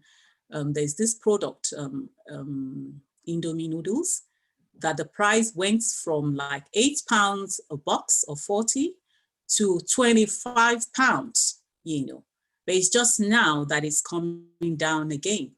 So at a point, at the peak of it, during the lockdown, it was £25 a box of Indomie noodles, per box of Indomie noodles. And later it came to like £13.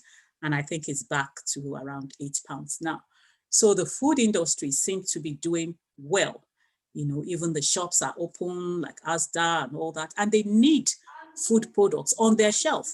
All the food products in Asda, they are not made by Asda. So they need people like us to deliver food to them. Okay, so food processing and packaging. Pepper.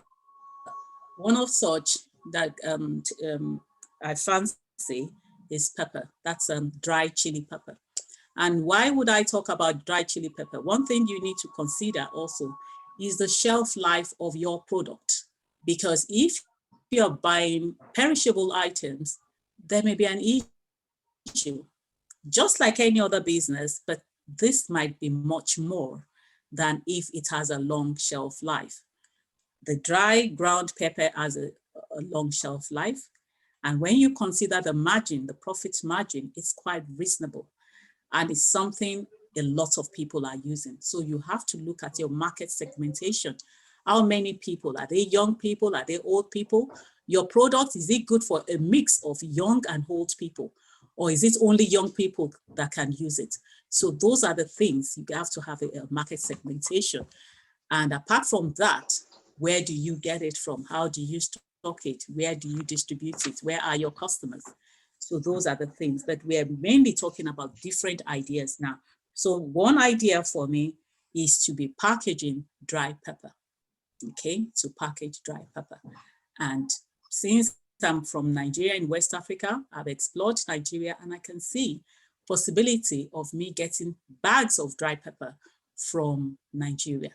And I'll further research that I'm getting in the right quality of dry pepper. Because if I should just go to a group of people that know little or nothing about food hygiene, and they pack it in such a way that there is sand in it, that's it. I can't sell it, because I made that mistake once with groundnuts. And I told them to help me get some bags of groundnut here into the UK. And they sent it to me. And by the time I even tasted a few of it, it was full of sand. So all that just went to waste. So you have to be sure wherever you are getting it from that the products are quality assured, okay? Once they have the right quality, you will get the right market for it. So I put here pepper, I put here groundnuts because I've had experience with groundnut before.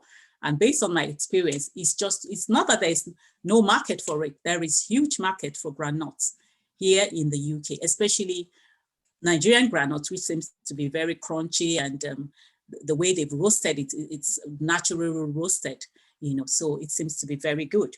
So there's market for it, but it has to be good quality product you're bringing in. You can bring them in bags, initially bring them in bags, repack them here under the right regulations, because you have to have the food hygiene and all the regulations. So do your research and know that you are within the regulations. Okay, trading standard is free. I've worked with them in the past.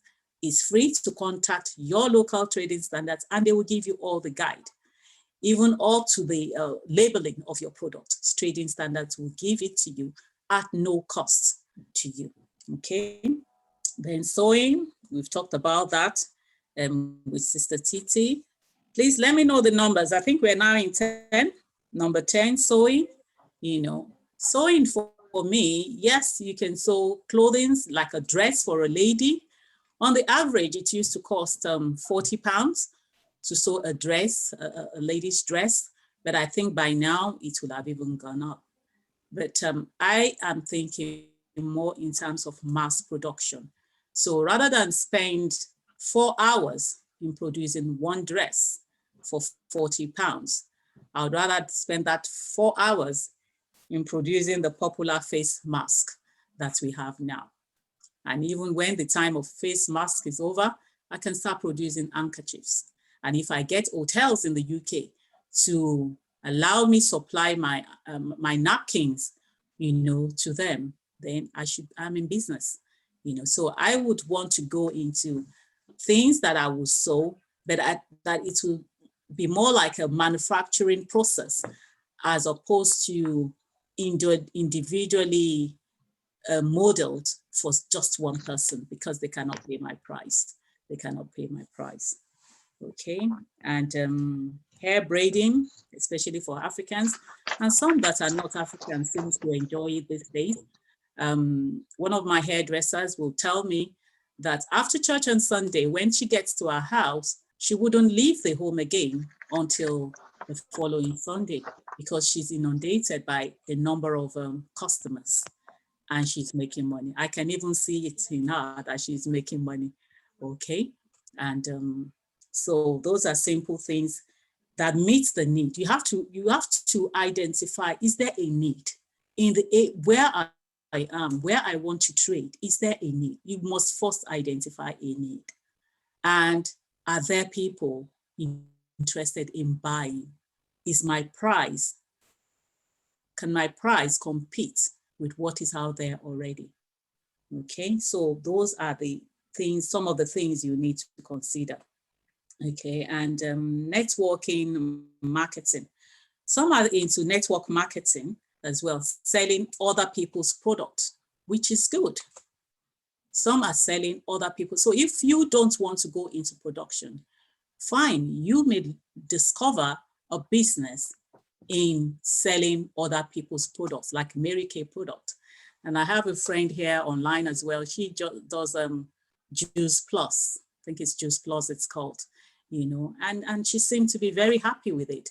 And because it's a brilliant product, it's just about selling. So if you are good at marketing, if you are good at networking with people, even this platform we have now could convert into a networking platform for people to grow their business. So you can go into network marketing if you are good at that, okay? And the product is already there. You don't have to develop the recipe. You don't have to go into the production of it, which may be a bit tedious, but you can just buy into other people's product, and then you are selling and you are making your profit, okay? So that's a business you can tag along with in conjunction with your main paid position, until you are at the level whereby you can let go of your paid position and focus more on the business. I know a lady who signed me up for Mary Kay.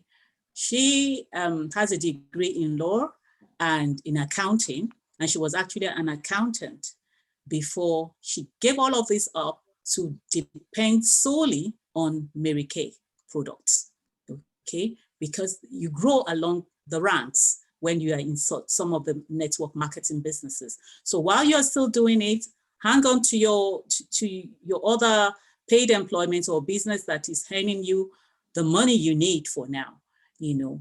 Then when you get to a level in the multi-marketing business, you may decide to give up. And that lady decided to give up her main job, and she's fully doing Mary Kay. There was at a point they gave her a car, you know, there are lots of benefits in it, but you need to be ready to push it. You have to be ready to really market it. And in bringing this as one of the examples of small businesses you can grow, I'm not talking about multi-level marketing. There's some multi-level marketing that I ask them, what are you selling? Because they'll say, okay, you put down 300 pounds, then introduce 3 friends, and those 3 friends introduce 3 friends, and then you get 1,000 pounds every month. And I'm telling them, I'm asking, what are you selling? They're not selling anything. So they're just exchanging money, you know, amongst themselves. And at the end of the day, those that are just joining will be the one that will weep because they will lose their money, because it's not sustainable. It cannot be sustainable. If you are not selling anything, whether goods or services, and if you're not buying anything to sell, then where are you seeing the excess money that you are sharing? Okay, some you put money there and they say, okay, like pensions, some of the pension providers or administrators, you put your money to the pension pot and they invest it into stocks and shares, and they get more money to share among the people that contributed the money. I understand that because they are investing in something. They may lose the money as well, like any other person, but I can still see that they're investing in something. But not that you are contributing money somewhere, women empowering women, you're not buying anything, and you're promised that at some point you get more than what you invested. I tell you, if you don't lose out of the money you invested, your friends that you introduce or the friends they introduced, some people along the line are going to lose their money, which is not an ethical business for me as a person. Okay, and some also talked about contribution last week, that contributing money, like the traditional way of putting money together. Note that that type of contribution is not regulated by the government. So if you lose your money in that way, you can't go to court because it is not regulated. Though if you work with honest people, people like you, it could be good for everyone, because I've done it in the past with a few friends, just 5 of us, and we're contributing £1,000 every month. So the first month, we all put our £1,000 together. It's like a self-help group. We put our £1,000, it becomes 5,000, one person will take it. Then the second month, the same person, including the person that are taking our own £5,000, we'll put down 1,000 again, each of us, it becomes 5,000 on the table, the second person will take it. And that is how it will go round, you know. So when I receive my own £5,000 bulk like that, without going to the bank to get a loan, which they may refuse me because of my credit rating, at least I have money in my hands to invest in a business. And I'm honest to my group, you know, in terms of me making my contributions every month. And a number of us are very happy with the investment that we were able to do with that sort of contribution. But it's not regulated. So if one is unfortunate to do it with dishonest people, once one person defaults, that's the whole thing gone. It's the whole thing gone. If one person should take the next flight back to their home country, then that's it, you know. So home tuition services, care agency.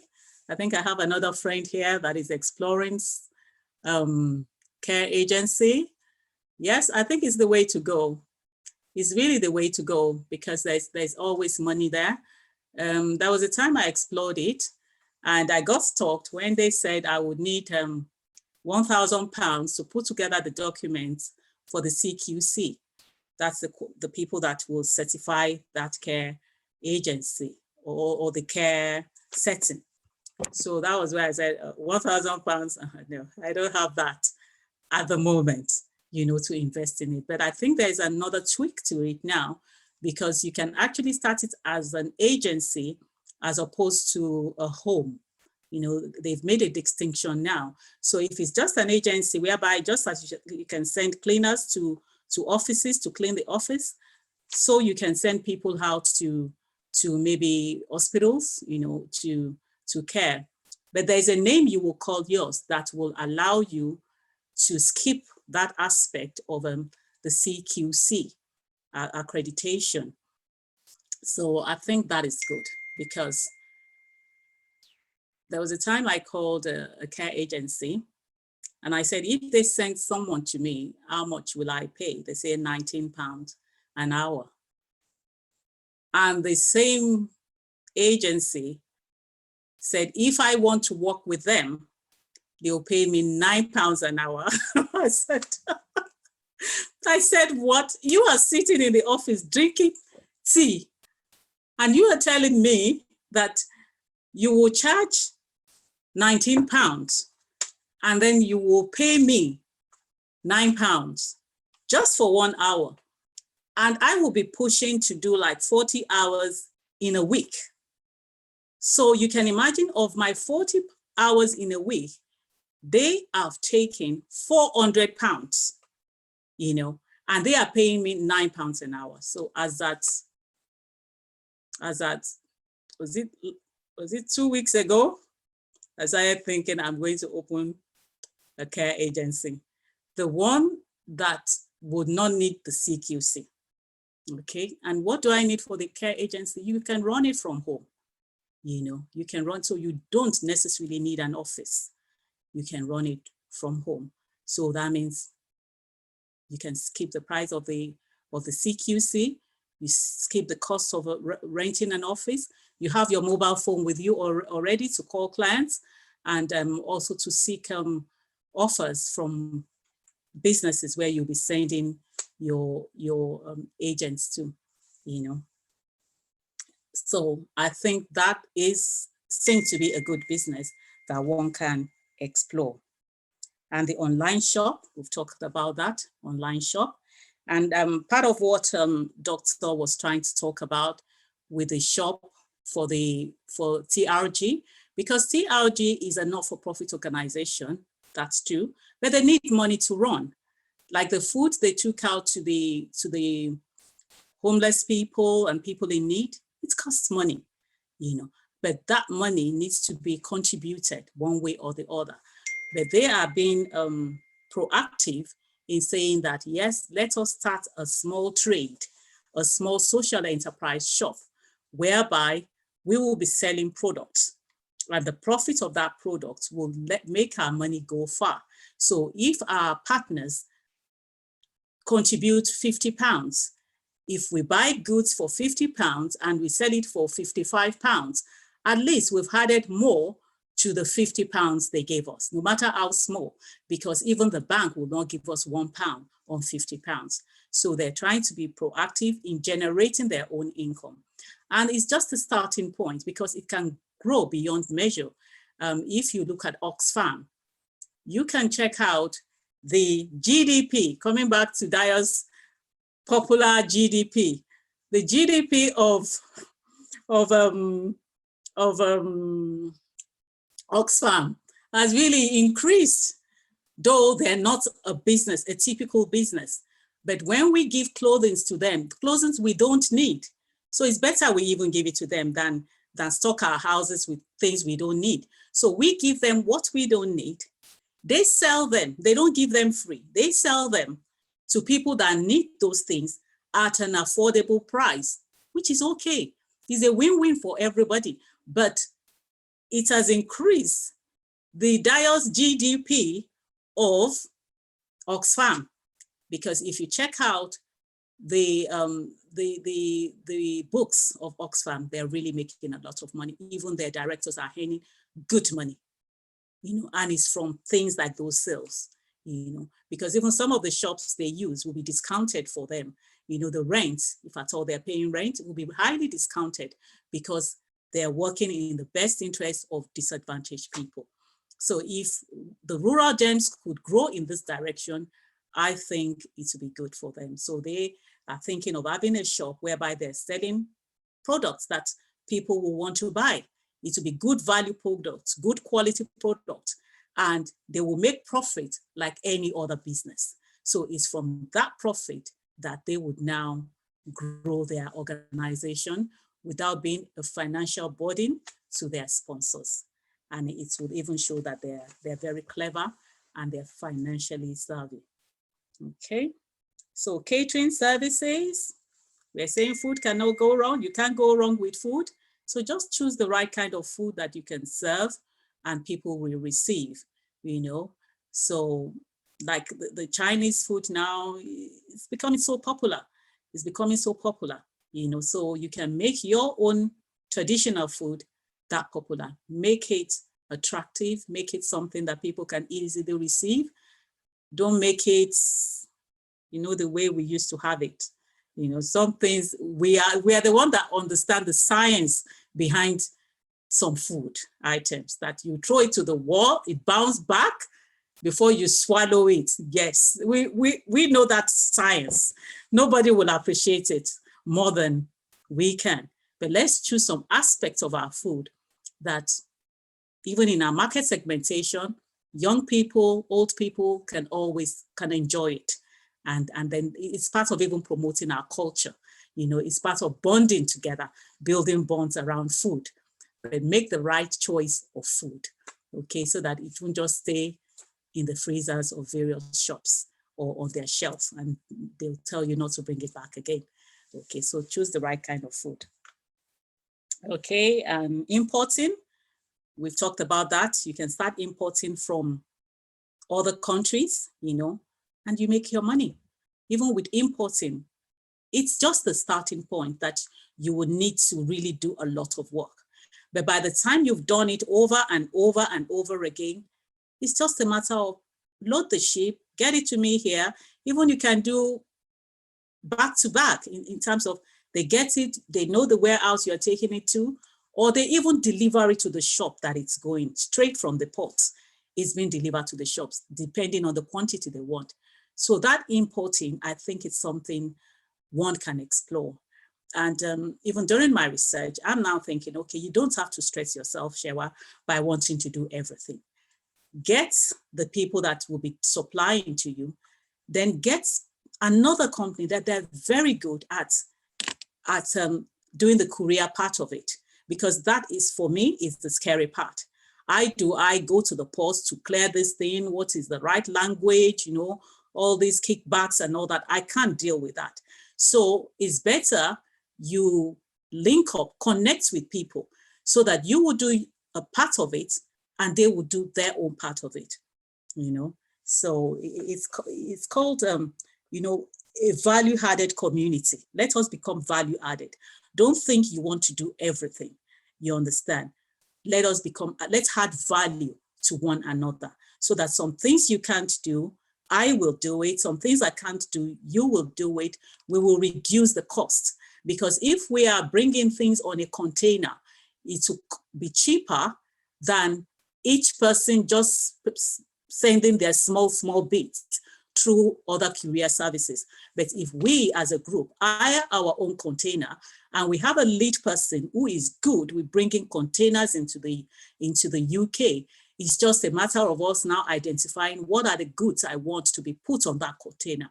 And it will be brought here safely, and we will all share the cost, and the cost will be minimal, And when we have a van person who is there already, doing the courier within the UK, then that's it. So we can all build synergy in the business. But those are some of the businesses. Let me quickly go through them again. Sorry, Sis Ashewa. Yes. Please, could you mention the Nigerian factor there? Because people are commenting that you should also, that they are from Nigeria, so you should link up Nigeria in your discussions. Yes, most of my thoughts, especially when I was talking about importing things, they're really based on Nigeria, though it's transplant and mongrels. You can link it to other countries as well.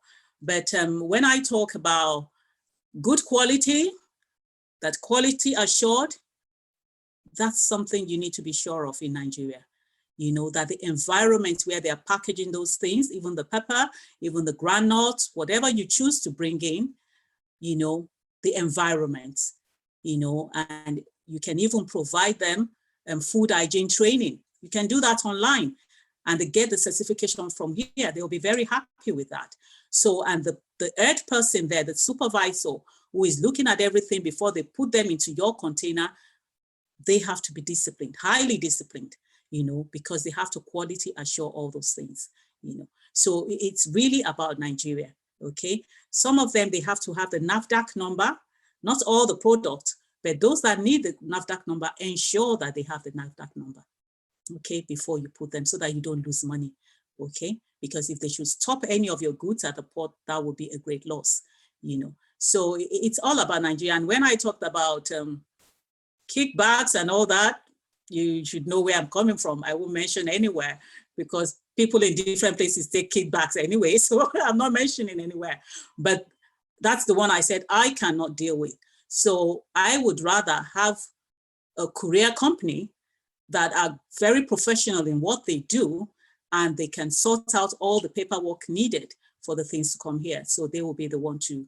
do that for me. And that's when I was even talking about or putting up people of similar interest, pulling up synergy to bring in those things if they want to go into importing.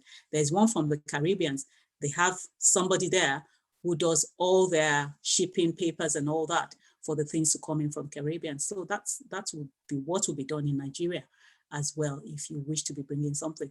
But if you think what you are bringing is enough for a container, just ensure the quality, the right price, and the shipping papers are right, you know, for it to come into the country. Okay, Dio. Question, please. I just wanted to thank you for all those ideas you've given us. And I know people have been making notes regarding areas they might be interested in. Now, my question is, I've identified one or two business ideas which you have mentioned. Are you still planning to take a deep dive into, say, if I identify 2 or 3 areas and there are other people within the forum that are interested in that particular area? Are we going to have a deep dive where we're going to have a talk through? Because this is more like scratching it on the surface and everybody's shaking their heads and say, yeah, that's a good idea. But we're going to have an opportunity to ask questions and take a deep dive into how it works. Definitely. Thank you, Dio. Definitely, I'm up for that because what I'm doing now is my passion, okay? And it's earning me money.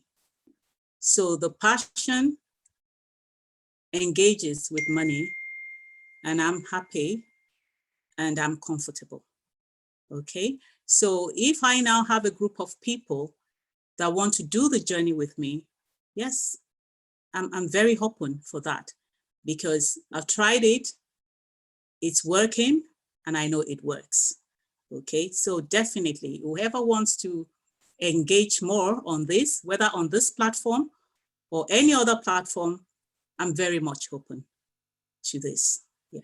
So I'll type my email now, so you can get my email, get in touch with Dr. Mary as well. But this is something I'm really passionate about. And I want us all to make success of it.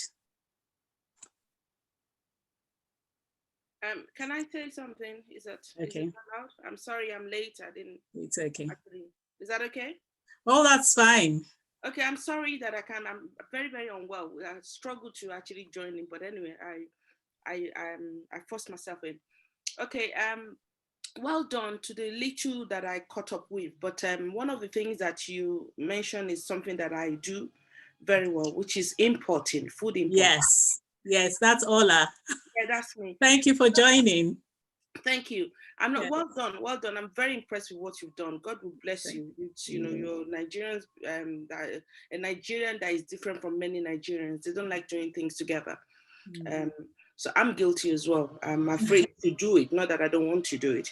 But anyway, the importing one, I know many people are interested. It's a very large business. It's open to many. So my son, is the youngest food importer. I think Shewa can verify to that. Yeah. So I actually go to Nigeria to get all the stuff for him. Yeah. Not only that, I'm also the coordinator for most food importers from the Olu to all. I basically went to research for my son, and I created a sort of like a body for them with the government in Nigeria and the government here. So I became the mediator between the government in Nigeria because of the problems. Everything Shewa said is actually correct without a doubt, but it has more depth in it. If anybody is interested in it, I'm willing to give a session either through the telephone number. One of the things that is spoiling the business, which I'm sorry to say, is that the old school that's been there for 40, 50 years, they're finding it difficult to show the way to many young ones or other people coming up. And it's the same thing that my son went through. So because I went above them by going through all the government departments, from the government department here, the issues they were having, they always have issues. We had issues. I lost almost everything. There's always issues, you understand? So, and I need to correct something. NAFDAC is not recognized here. You can bring anything tonight to London as long as you go to DEFRA and check out. We have not got to that stage. We're fighting it as we speak, so they can recognize NAFDAC, as a body. It doesn't matter whether there's NAFDAC on this. What the most important thing is traceability. Okay. For as long as the food that you're bringing in can be traced through the farm or your source, that is the most key thing and the most important thing, very essential. Do you understand? So the other certificates, you don't need to stress yourself over it. The shippers, we have established shippers both in Nigeria and the ones in the UK. They have the code, they know the numbers, they know how to do all those things. Do you understand? As long as you're bringing cleaning things that are legitimate, legal, you can't go wrong with it. But again, I'll put my number on the chat, or you can go through Shewa. Shewa knows my number. If you want a minute or two, I can help with the food importing. Agro business is one of my key things. That is actually my baby as we speak. My hand is in a lot of projects, but they're all related. So agro business, there's so much. We have a lot of resources. So I'm encouraging a lot of Nigerians to go to Nigeria. There's so much to make. So much to make. You'll be amazed. Little things that you would never imagine, from chewing stick to little things like toothpaste that we have in Nigeria. Those things have a special way of selling here, but we don't have people bringing them in, so there's so much to do. So that's just my little contribution, the parts that I met. So Hola, thank you. Thank you so much. I appreciate the effort coming, because I've looked through, I haven't seen you, and I said, okay, you hear from me, because I was still bringing all this back to you, especially the area where I know you are really, really good at, which is the export part of it, or the import part of it. So Ola, I'm so happy, and definitely it won't be 1 or 2 minutes we'll need from you. We'll need 2 hours from you. Okay, so not 1 or 2 minutes, don't deceive yourself. So I'm definitely going to be on your case because we need to get this right, and we need to be part of it. We need to be part of it. We need to play this game and play it right. So definitely I will be in touch with you, and we will be representing ourselves as a group, so that we can all benefit together. Thank you so much, Ola. Okay, just to meet the promise, before I answer other questions, just to meet the promise, let's quickly count that we have done at least 20 examples of small businesses or businesses. Okay, we have the property. We have the stocks and shares. Okay. Yeah. Yes. Property, stocks and shares. We have the training, and we have 3 types of training actually. Training in the school, Okay, like tuition. Yes. Huh? Yes. We have the sewing, that's Yes. number 4. Yeah. And we have the enterprise development, which I started with less than £100. Okay. Okay. And we have the importation. Yes. And in the importation, we suggested some of the items that we can be importing from Africa. We can import them in big bags, then repack them here under our brand name and sell. But it should be high quality, good quality. Okay, so some of the items, that's number 6, will be ground pepper, the dry pepper, because it has a long shelf life. That's the reason why I've chosen that, you know, and it's needed. Okay, then number 7, the groundnuts. I've tried groundnuts in the past. There seems to be a lot of demand for it, but it has to be good quality as well. And so that's number 7. Then number 8, we have the buy-to-let properties. Buy-to-let, number 8. Then number 9, we have the sewing. Yes. Have we mentioned that before? No. No, we've mentioned that. We've mentioned that. What else? Shout it out. Let me. You talked about Road network transport. marketing. Yeah. Network marketing. You talked about car Everything. rental. Car rental, thank you. Catering, online shop, Catering, services. online shop. Food processing. Sorry? Food processing. and packaging. Yeah, food processing. Yeah, that's the one we now broke down into example of groundnuts. Okay. Yeah. Well, that's import. Yeah, food processing can be different. Okay. Like some of the products I make here, they're produced and packaged in the UK. Okay, so let's say food processing. Talk Care about agency. services, care agencies. Care agency, yeah. Cooking. Sorry? Cooking. Catering, yeah. Catering, yes. Catering. So let's yeah. count it now: 10, 11, 12, 13, E-commerce. 14, e-commerce, 15. Then the cosmetics. Stocks and shares you talked about. Stocks and shares, yeah. Then the cosmetics. Contribution.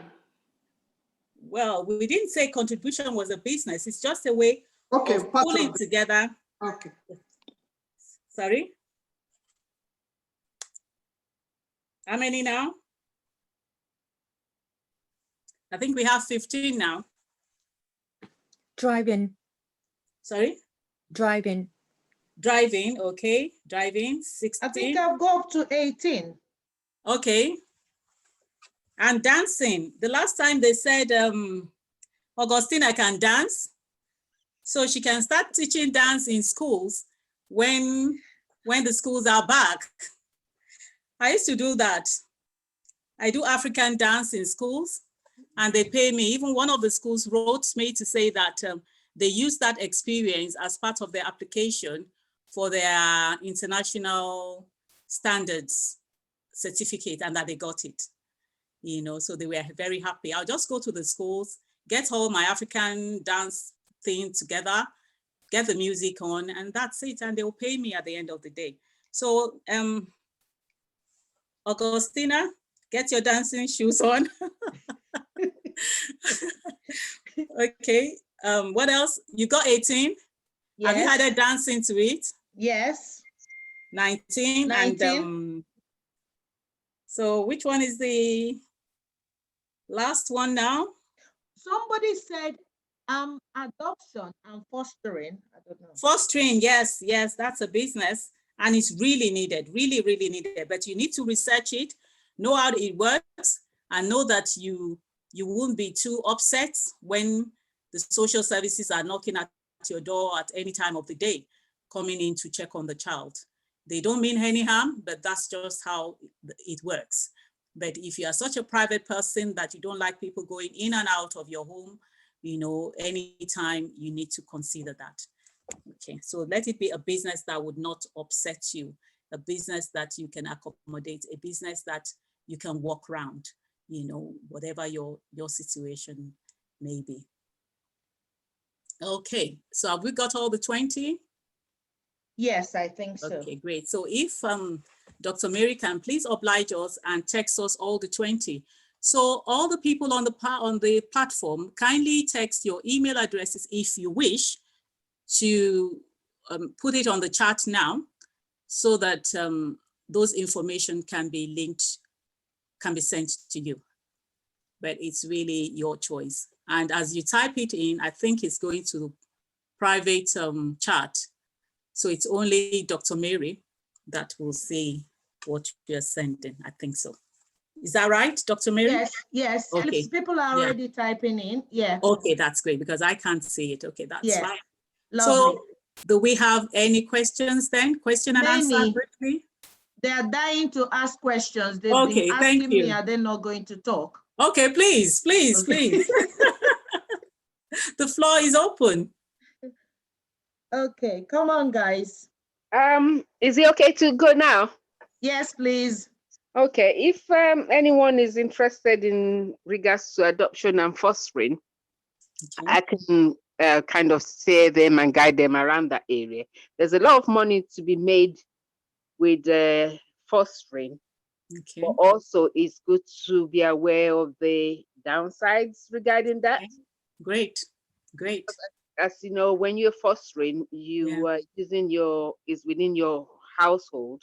Mhm. The least you can get per child is about £500 a week, but you have to have a spare room in your house.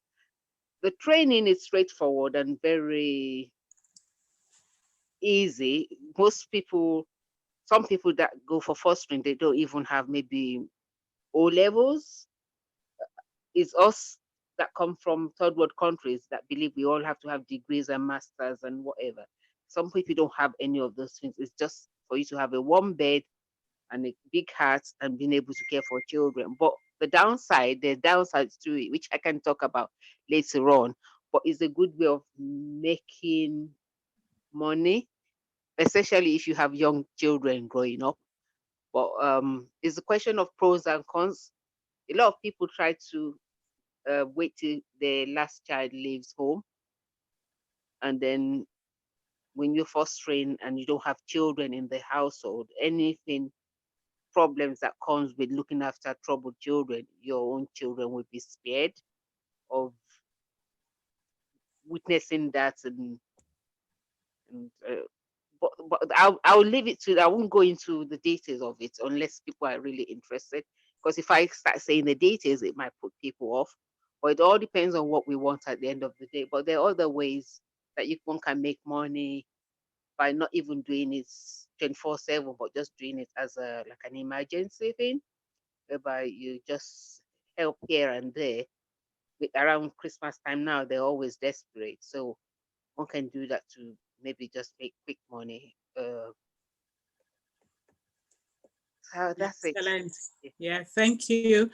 Please, if you can kindly put your details and maybe put in bracket fostering, so that when we are collating the details, whoever indicates they need support, we can link you up and you'll be able to support. Thank you so much. Thank you. Shawa, can I just quickly say something? Yes, yes. Okay, so I fostered for about 5 years, not Great. because I chose to do it. It was just by Yes. chance. Yes, I work in partnership with local authorities, and I was in the local authority, and yes. we're talking about a child who happens to have the same name as me. And then Okay. when I heard the son name, it was a son name that Yes. was from Ijebu. So I Wow. knew all the family. So I put my Yes. hands out because the story was quite intriguing. So I Yeah. put my hands out and I said, I will look after her. Yeah. And then fostering, I said, what's that? I said, I would look after her. They said, fostering. I said, I don't understand what that means. Anyway, somehow I got myself into it. I have to tell you, it's very, very invasive. From where you were born to the pants you wore when you were in primary school, they want to know all the details. You have to have love for those children or know how to actually look after children. If you're not into Yes. that, you can't get into it with money. That's the reason why people get into trouble. You understand? Especially nowadays with technology, it's very Yes. invasive, thoroughly invasive. But as I Yes. speak to you, we have just opened a business that is related to it, which is Yes. looking after the older ones as well. Yes. That's actually my son's business, but of course I'm a project manager. I always support him, and Yes. you know, so we've looked into the in depth. There's a lot of money to be made in the government department. So the Yes. government department are looking for people to come and outsource a lot of things. It's not Yes. even I did a job with the local authority, working people, and I'm a bit on the big side. I'm the work leader. I was being paid £30 an hour for working, you know, working people around. Yes. Do you understand? So there's a lot of, they're looking for help. So I have to say to you that as a group, you know, it would be a good idea to look into a lot of things that they do in the government department. So fostering is one of them, adopting and just looking after children. If you don't want that commitment, there's a lot of opportunities there. There's a, you know, you can actually go to an hotel and do a deal with hotel, and you can be getting and be sourcing out how you look after children through the hotel, not even your own accommodation. There's a lot in that one, but I have a few information. I can assist the lady that spoke earlier on. You know, if you need help with that, it's something that I've done CQC, I've done the training, I've done all those things just to support my son. You know, just to support his business. That's what his father does, and that's what he's doing as well. Excellent. So Excellent. Yes.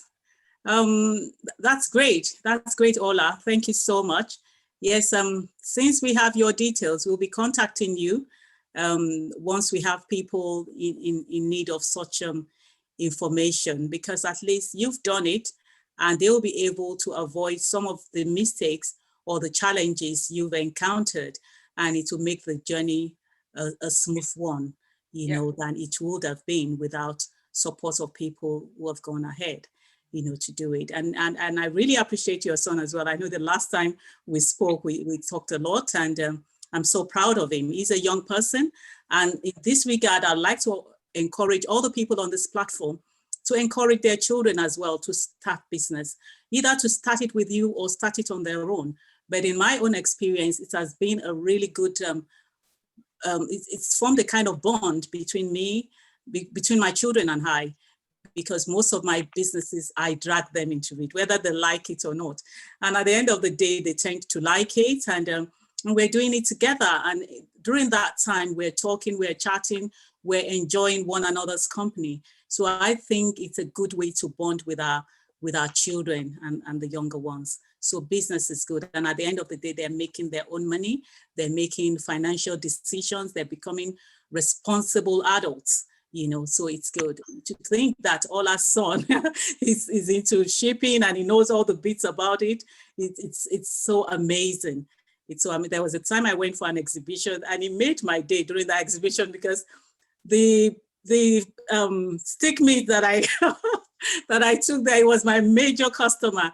You know, he supports people. He wants you to be happy. You know, he didn't buy a lot of those sticked meats that I took there just because he wanted it, but he just wanted to promote my business. And he's such a brilliant young adult, and I'm so proud of him. He may not be that young, but he's just got it up there. He's got it together. He knows what he's doing.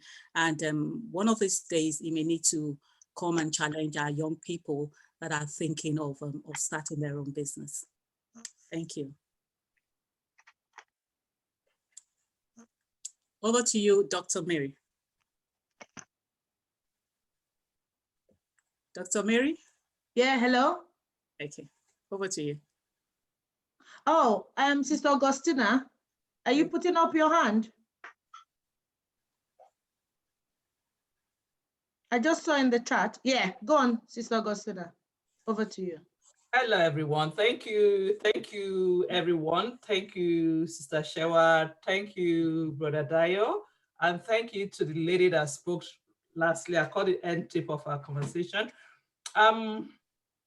Sister Shewa, you're more or less like me. Been there, done it. Shares in Nigeria, all of them and all that. I think I must have been in the same time of the shares in Nigeria with you as well. I know we talked about a lot about passion. I still don't feel it about this business thing. I must be honest with you all. I still don't feel it. I used to be a secondary school teacher, so I do a lot of talking as well. And I've gone into health. And I use that teaching and health to mentor students. You know, the first meeting I had with you guys, I said something about we being role models. That is what I do in the NHS. I sit in the seat for BAME, ethnic minorities. So because we don't have representations there. And I think everything has been said, passion, passion, passion. But my passion is helping people bring about change. It's not so much about, I don't know how I'm going to convert that passion. Oh, there's somebody's being mistreated. I want to take part. Call me an activist. That is more or less where my passion is, really, to see change. If someone is being maltreated or someone is not being looked after properly, I step in and make sure that person representation. I stepped out over there because I had a phone call, someone complaining about how they've been treated at work and all that, to take that call. That's why I couldn't follow the whole thing. So that is where my passion is, helping people. Like if there's an organization doing something like Mary's own, I fell in love with it as, oh, I like this because of what she's doing. Anyone doing anything, that is where my passion is. So how do I now convert that passion into making money? That is the challenge for you, Sister Shewa. I know you keep saying that. And then talking about having care homes, elderly care, can I just plead with us, if we're going into making food business, let's try and keep the standard high. When I come to London, if I've been to a restaurant, before you know it, it's closed down because we're not doing it properly. I think that is where we need to educate ourselves. Why is our standard so low that after 1 year, it's closed down because of health and safety, food hygiene issues, really? Then coming to care, setting up a care home or fostering or adopting children. Let's do it properly. Let's have the training. As you mentioned, Shewa, CQC, that is the people we deal with as well. They check everything. Even if you open one, make sure your staff are well trained. We talked about BAME people dying in the hospital because of COVID. These are mainly people coming from agency. They haven't shown them the ropes and everything, and they're thrown at the deep end. I see this a lot in the hospital because they just, oh, do this. I don't know how to do it because some of them have not been properly trained. So if you're doing anything, please do it properly. Make sure your staff are well trained. Make sure you follow the policies and guidelines on how to set these things up properly. Don't just say, oh, there's money there. Let me go and make it. And you talked about buy to let as well. There's some interest you need to look at. If you already have a main property, buy to let interest might be so high as well. So all these things are possible, they are doable, but I just plead to people, if you're doing any business, make sure you cover your back properly. This is a country where there's rules and regulations which we have to abide with. I plead mainly with people in care and food businesses. Please, let's do it right. Indians restaurants are there. African restaurants open, you go there, you eat. By the time I come back into London, where's that restaurant? It's closed down. Why? Shewa, maybe that's a challenge. Maybe that's a training you need to give to people going into this type of businesses. I think that is what I want to contribute into this talk today. Thank you all for all your contributions. Yeah. Thank you. Thank you so much. Thank you so much. Yeah. Is it okay to comment on what's the last? Yes, please. Yes, please. This is Tessie speaking. Okay. In light of maybe people doing things properly or not, I'll beg to differ in that, because I believe a lot of people that try to do businesses here, maybe restaurants or stuff or whatever, they know they're in the UK, they know they've got inspectors and stuff. I believe people start off on the right path. But we're in an environment whereby even if you're doing all the right things, sometimes if people don't like you, or you go somebody, let's say for example, you have a restaurant and you go in, sometimes they send people undercover or whatever. Some people get into trouble for very menial things that other people will do and get away with, or they may slap them around the wrist. When you're an ethnic minority, it becomes a challenge. And I'm not just saying this, I've worked in different settings. I've worked as an advisor in CAB for about 2 years, and I know the number of cases I used to take on. I'm a professional as well. even within the NHS, like people do, people from the Black BME, BAME or whatever, the Black ethnic minority group, they run into a lot of difficulties, not because they haven't tried, not because they didn't try to implement the policies and procedures and cover things, but because of the difficulty. I'll give you an example without giving you the full details, because I'm managing different health and health settings, and also we do, what do they call it, the commissioning group. I used to chair commissioning group, whereby we decide who we give loans, contracts to, and all that. Yeah. Walking into a meeting, and then all you hear is that, oh, there's a decision from above that, oh, these companies, you shouldn't do. Excuse me. Yes. Yeah. I thank you, because you're really down to earth and you're really trying to help. Yeah. And I know your position. And I would say that in as much as you're so passionate about helping us on this platform today, maybe to leave some things, okay, because of your position, because okay. I know your position. All right, okay. You know, but if people want more information, so some things you may not be able to tell all of us now, because this is being recorded, like we said. Okay. So you may advise them on one-to-one, because maybe not even all of us want to go into that sector, okay? But they need to know what they need to know. Yeah. You understand? They need to know what they need to know, but you can continue. But I just said to throw in that caution. Okay, I appreciate what you just said, and that is taken on board.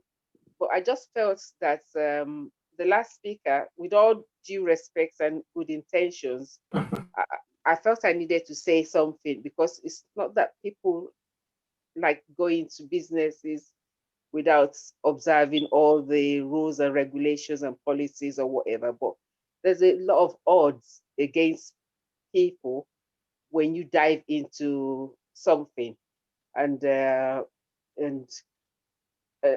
needs to be mindful, because if I go away from this platform now thinking, oh, maybe our people are not pulling their weight, they just hear they're making money and they get into it, and then 1 year they get closed and they get shut down or whatever, then that could be negative for me. That could scare me off from doing things. But from the people I know, and the people I know that they've tried to do businesses and stuff, they get into trouble not because they haven't done enough. Sometimes they get into trouble because there's too many odds against them, or maybe they're swimming against tides, or yes, there's stiff competition, but what some people will do that they will get away with, some people will not get away with it. So sometimes for me, in light of what I've said and what has been said, if I'm going to do things, if I want to choose a business model now, or some of the things we've gone through, from my experience, I'll go for areas whereby I'm not so much depending on other people to say, oh, maybe they like my proposal, they like what I've packaged or whatever, because I wouldn't want to find myself whereby maybe I get a contract this year, and then every 3 years I need to apply for funding or approval. Yeah. And then the next 3 years they might say, oh, they don't really like whatever, and they pick other people over me. Mm-hmm. I'd rather go for something that I think to a certain degree I have more control over. Mm-hmm. And I think I'm going to end it there so that other people can. So thank you. Thank you. Obinna was raising up his hand, and Wandison too. So we'll go first with Obinna and then Wandison. Go on, Obinna, over to you, please.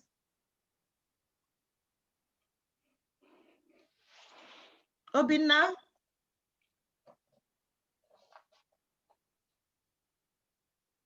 Yes, go on, Obinna.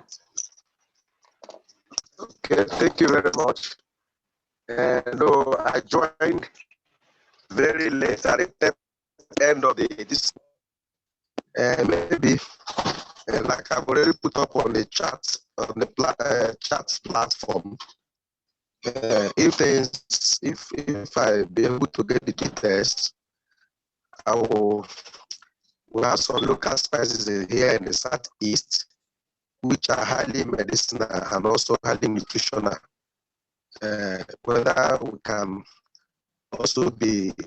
help out in sending it across, it will help over there. Highly medicinal and highly nutritional.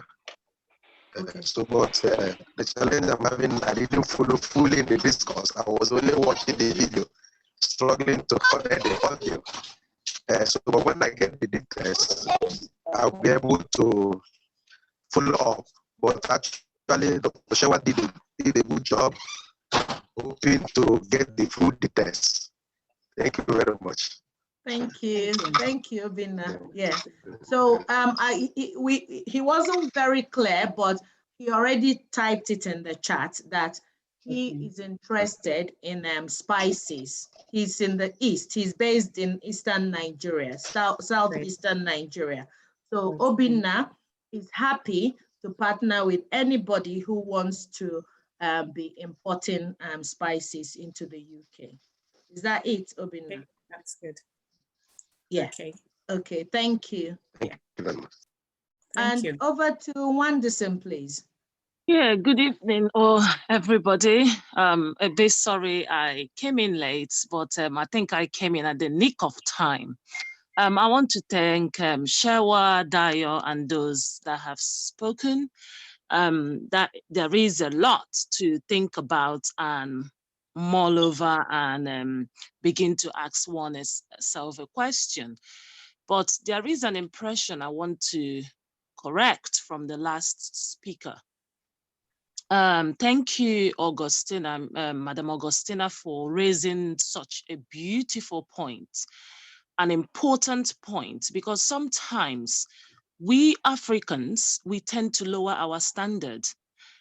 And that point I wanted to correct was from what the last speaker before Obinna said, in terms of being favored or not favored. I don't believe your standards should speak for you, regardless of whatever environment you see yourself.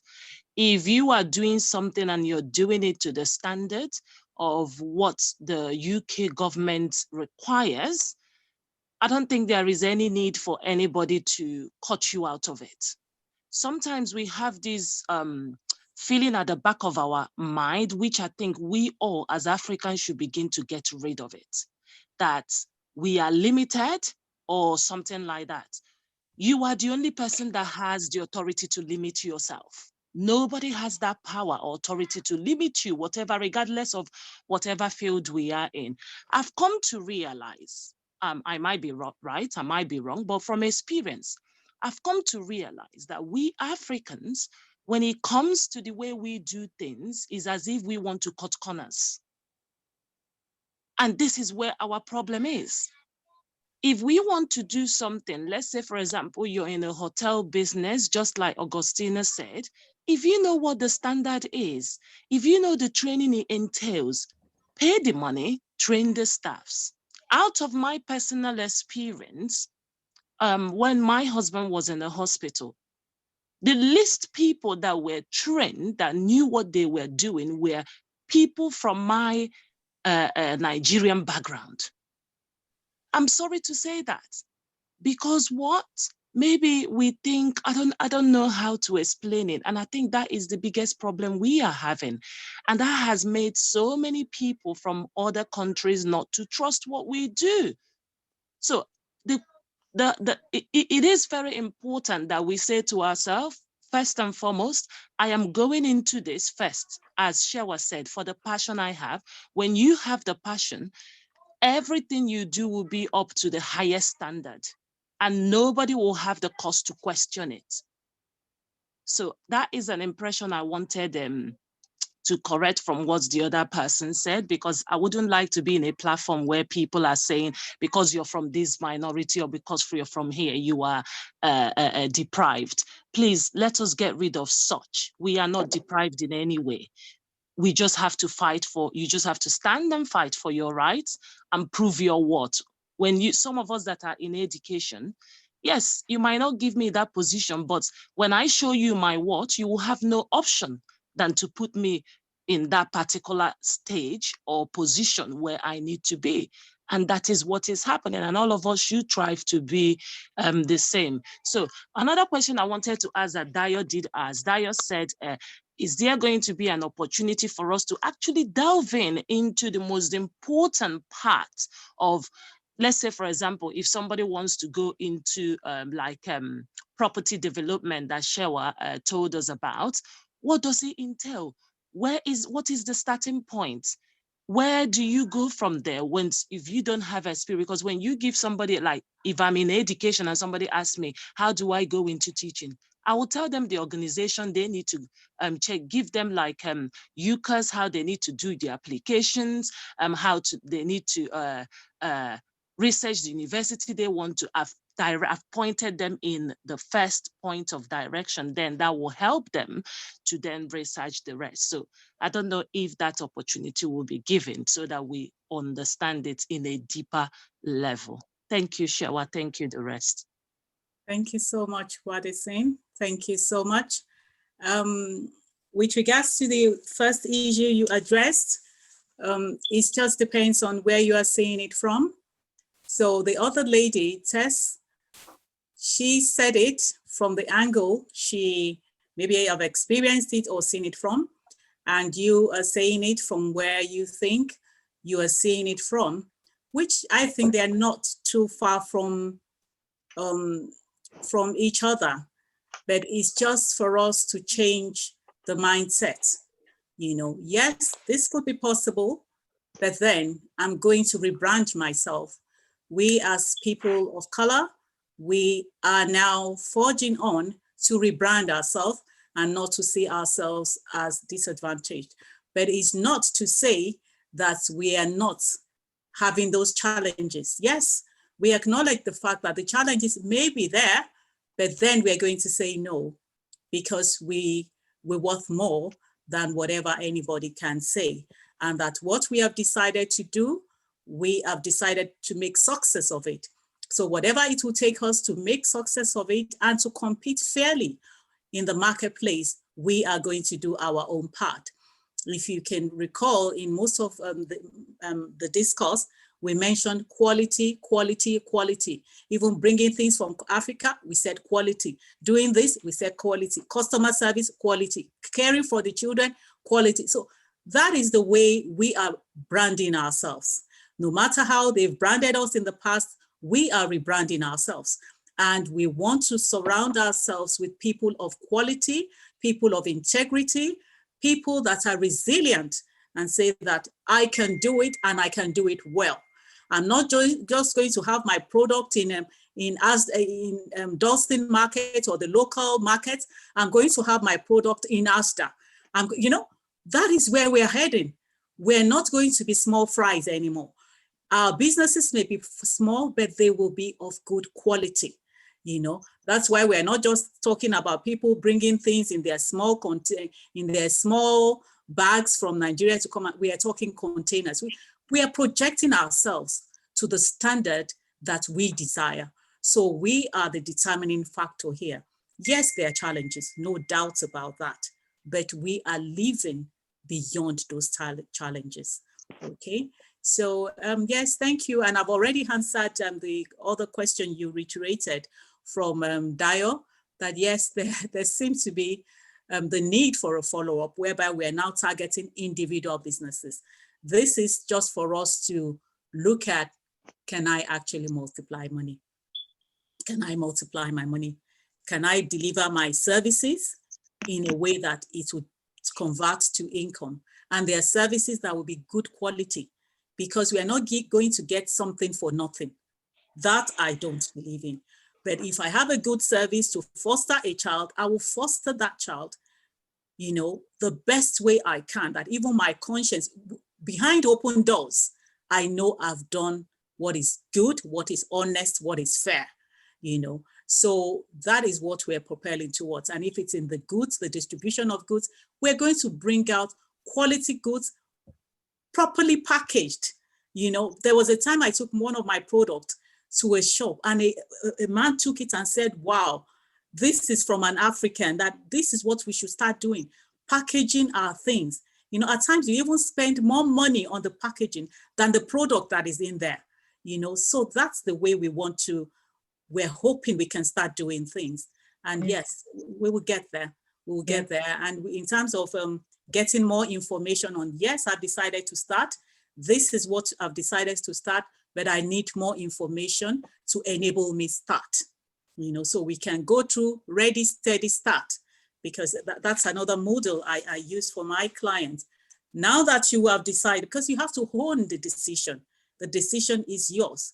As I've been struggling with, what's the other lady now, for her to make up her mind, and as of today, she has not made up her mind, I'll give her more time. But the thing is, you have to make up your mind. It's your decision.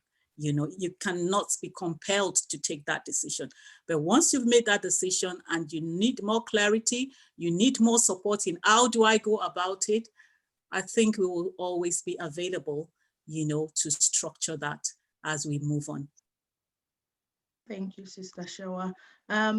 Guys, thank you so much. We're running really, really behind time. People have been so patient waiting. We've run over about 41 minutes. So we can just take one last question or contribution from Femi. I think he had been raising up his hand for a while now, and then we will conclude. Is that okay, Sister Shewa? Yes, please. But can I just say that this platform, like everyone has said, when I had this vision, I said to myself that the Rural Gems is going to be one of the best 10 charities in the world. One of the best, 10. Run by a Black person, okay? So everything we do on this platform is going to be to the highest standard. So sometimes when I discuss with the Board of Trustees, they think I'm being a bit, maybe I'm being too strict, or being, they say, maybe authoritative or something, but I want to get things right. I want it to be in such a way that anywhere you come to, or anybody that visits the website or looks us up or even tries to search things or investigate about the Rural Gems, everything will be there plain. There's nothing to hide, okay?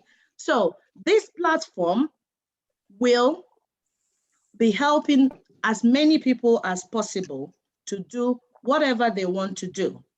Any business you want to do, we will encourage you, we'll support you. Like Sister Shewa and some other people said, I put it down. It said value-added community, okay? Coming together as a team, helping one another. Not thinking, oh, this person is going to steal my idea, or is it that this person is going to do better than me? No. Whatever you think you can do, like Sister Shewa has said, the decision is yours. We can only support you to maybe diversify or grow your business.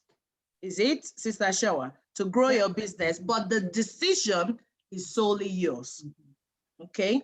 Now, let me not continue. I'll just pass on to Femi, if he's still there. Yeah, I'm still here. Sorry, Femi. Yeah. Thank you very much. Like the two other people have said earlier, I came in a little bit late. Not that I have to come late, but the text came in from my best friend, and I believe him sending the links to me. He want me to be there, so I could click it, and I say what you guys. So I didn't really understand what is going on. So number one, I want to make a request if I can get a recording of this, so I can listen to it after and get more understanding of what you guys are talking about. Then in the second term, I think I would say maybe after a long time working with you guys, maybe people will realize it. We people from Africa, I don't know why we don't come with our genius when we travel abroad. You know, when I mean come with our genius, many of us know how to do a lot of things, but when we get abroad, all we are looking for is pay job. Just want to do anything, whereas we know how to do other things very well before we travel abroad. So maybe we listen to all this now, maybe it will refresh our mind and say, okay, okay, since that's the case, but we know in Africa it's easy. You can easily set up a business today. Just put your things together in front of your house, frying puff, and you are good to go. But you can't do that here. But I think we should be encouraged more to whatever we know how to do back in Africa, let us do it here. Another thing I'm going to encourage us is this. We have to start to patronize ourselves. When I mean ourselves, it's a major challenge that we are not being sincere to ourselves. When I mean sincere, thank God for what Shewa was saying, quality, quality, quality. We have to get up to that point that if I'm going to produce a service, I want to produce the best. I may have tried to patronize our people, but you find out they always come up with mess. Even though you feel you want to patronize them, but you'll be thinking, I can't recommend you. If you are work with me and I cannot recommend you, it's a shame. So I think that's what Shewa said, have to always be ringing anytime we come to this platform. If you want to do anything, you're not ready to do the best, just forget about it. Because every small bad behavior of any of us go along with to affect the rest of us. Yes. They just say, oh, don't mind them. Yeah. Just because somebody has spoiled the market one way or the other. So I want to encourage us that should be a ringing bell. In fact, it has to be one of the key goals. It has to be stand out. So that anytime somebody says, oh, I want, like Shewa say, you have to hold on to it. I want to do it. Yes. Are you ready to get to the standard? Are you ready to follow all the laid down rules? Then we'll be there to help. And I pray that God will really help us to achieve what the platform is trying to achieve in Jesus' name. But please, I need the recording so I can listen to it. I didn't come on time, not because I didn't want to. Thank you very much.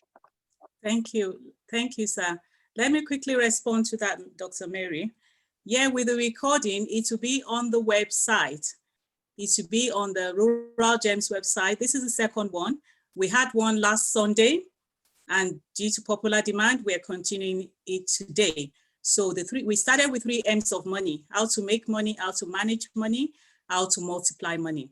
But last week, due to time, we couldn't really deal much on the multiplying money. And they said they needed more examples, realistic examples of how to multiply money. Hence the reason for today's session. But the videos will be on the website. So if you type in the chat your email address, then we will let you know when we've loaded today's video. But last week's video is already on the website. So we'll send you information about the website and also notify you when we've loaded the video and other things we're about to do. And in terms of what we are talking about is just to rebrand ourselves and look for other ways of having extra cash, extra money, extra investments that we can fall back on. Because with the 9-to-5 job or whatever we are doing now, even if we say we are not leaving, what if they tell us to leave?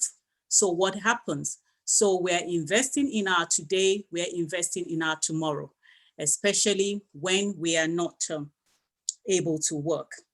Just like, I know it's not a religious platform, but if I would copy Dio, I would quickly sneak this one in.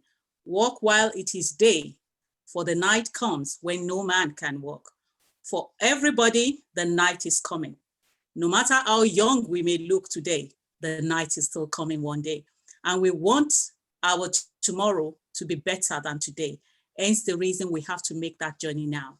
We have to start that journey of extra income so that our tomorrow will be much more comfortable than today. And more so we can leave our footprints on the shores of life. Okay, so that's one of the reasons why we are doing this. And finally, I will say, in terms of patronizing one another, that is something we need to keep talking about. And it will be a lot easier if our quality is right. So it would not just be Africans patronizing Africans. People that are not Africans will patronize Africans if our quality is right. So we are going to compete fairly, even in quality, in standard, and in price. Okay, so that's what we'll keep preaching, but we are going to be preaching, doing what we preach. Okay, so it starts with us. You know, whatever we produce, whatever services we offer, it has to be good quality, the right price. And my final statement on that is, be inspired before you expire. So that's the final word. Be inspired before you expire. Thank you. Thank you very much. And without more questions, I know people still have questions, but we can't keep going on and on. Guys, so what we're going to do is I will sit down with the Board of Trustees of TRG and Sister Shewa, and we're going to draw up like a program or strategy for moving forward. So based on the comments in the chat, we will read through the comments in the chat and then highlight some of the key areas that people want to move into or they need further advice in. And then we will try to fix something again. I think the Zoom meetings are working really well. And for most people, Sundays are fine. So, but if I'm wrong, you can tell me, you can type that in the chat. But most people, Sunday seems to be working well for them about this time. So we can fix another Zoom meeting to follow up on what we've done today. But people have to also own it up, you know, to take the decision to go into something. Well, we're not just holding these meetings for the sake of holding meetings. We want businesses to be birthed from these meetings. We want to come back in 3 months' time, in 2 months' time, and people are saying, yes, we've actually started. I was afraid before, but now I've actually made up my mind and I've started something.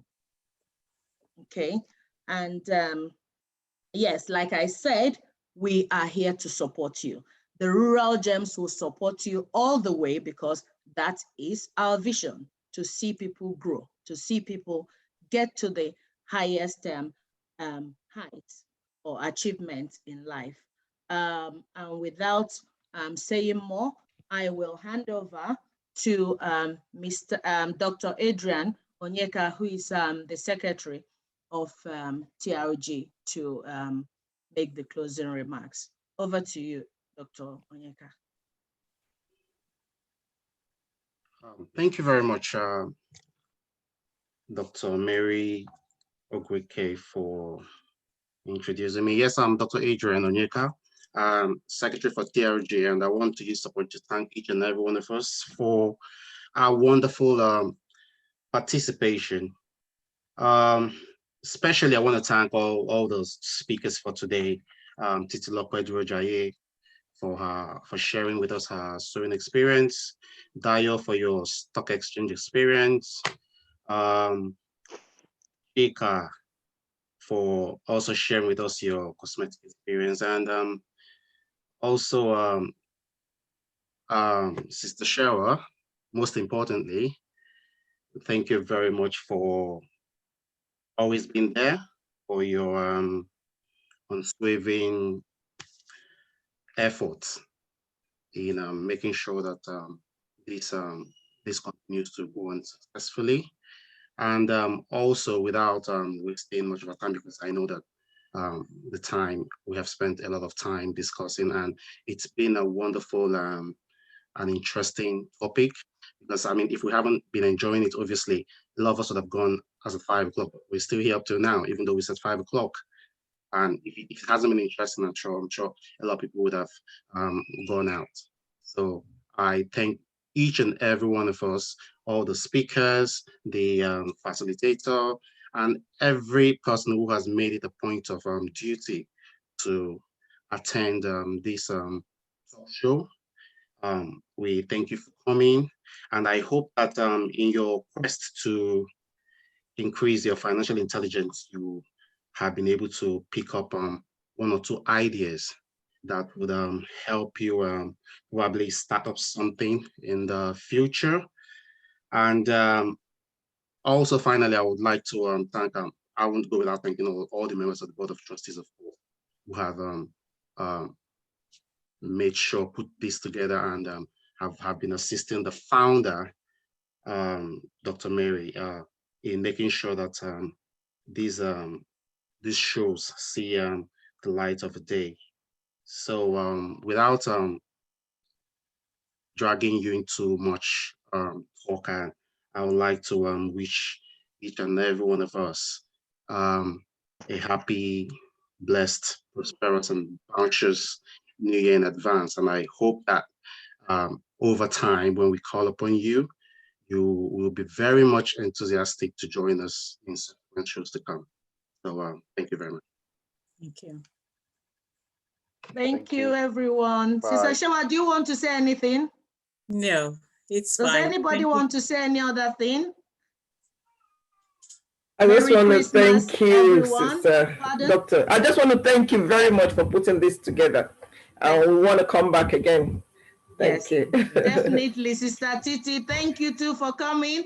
Thank you, everyone, for leaving the comfort. No, you didn't leave the comfort of your homes. You're in your homes, but giving us your time. Look at 3 hours. Yeah, 3 hours on this. We really appreciate you. And we promise not to disappoint. We are in it together. We are happy to help. We'll be there with you all the way through. 2021 is our year. We're all going to make it. We're coming out strong. COVID-19 is making us stronger, definitely. So Merry Christmas, and I wish you all a very prosperous New Year. Please make sure you put in your details in the chat so that you'll be receiving all the emails, all the things about all the announcements and upcoming events and everything. Please, you don't want to miss out. Yeah, thank you, everyone. Have a lovely evening. Bye. Thank you. Bye. Bye. Wonderful. Bye, all. Bye.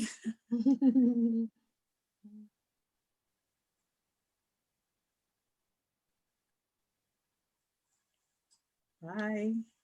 Bye.